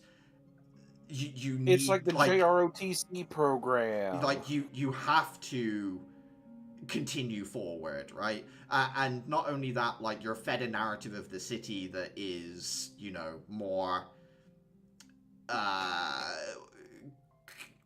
I'm trying to work out the right word. It's like glorious. It's great. It whitewashes over all the cracks in the system, Benevolent. right? Yeah, benevolent. Yeah, and you know some of it's the problem is some of it's true, right? It does protect everyone. That's true, and they are part of that. But it's like used in a sense. What's really funny about this is that, like, the social aspect of this that we're discussing, Clara would be like, oh yeah, that's a given. She must have been talking about the medicine and the gene therapy that I refuse to take. Because that's part of the reason that she refuses to take it here, is that it was offered to her at Immortus Yes. to have, like medicine and, like, gene therapy and stuff to make her stronger. She was Yeah. like, well, fuck that. No. Now, like, I need to get out of here. This place is shady as hell. They're putting mind control drugs in my vaccines, yeah. Yeah, so like True. that's totally like she's assumed that, like, oh, the social stuff must be completely evident to everyone because it is The to me. secret So this is ingredient. confirmation that I should refuse my medicine. I We're can't putting believe fluoride in Clara- our pills. I can't believe Clara's one of those people that's going to burn down a 5G tower because she's afraid of the vaccines. She's not burning it down because she's afraid of mind control. Don't be silly. Yes, she she's burning is! it down because it's a deforestation risk. What? She's literally gonna be there like fucking Magneto. Go, my army of slimes, subsume the tower. Is there anything else you want to ask her? I'll obviously leave it open to Roach, but this is a good place to leave off with us kind of peeling off into the rest of the week. This has been 4 hours, so... Yeah. No, we're good.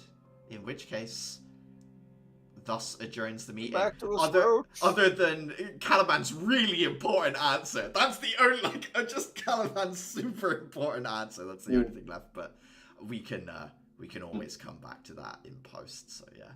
Alright, I'll leave the session off there. I can't believe that Roach is being washed away in flash floods.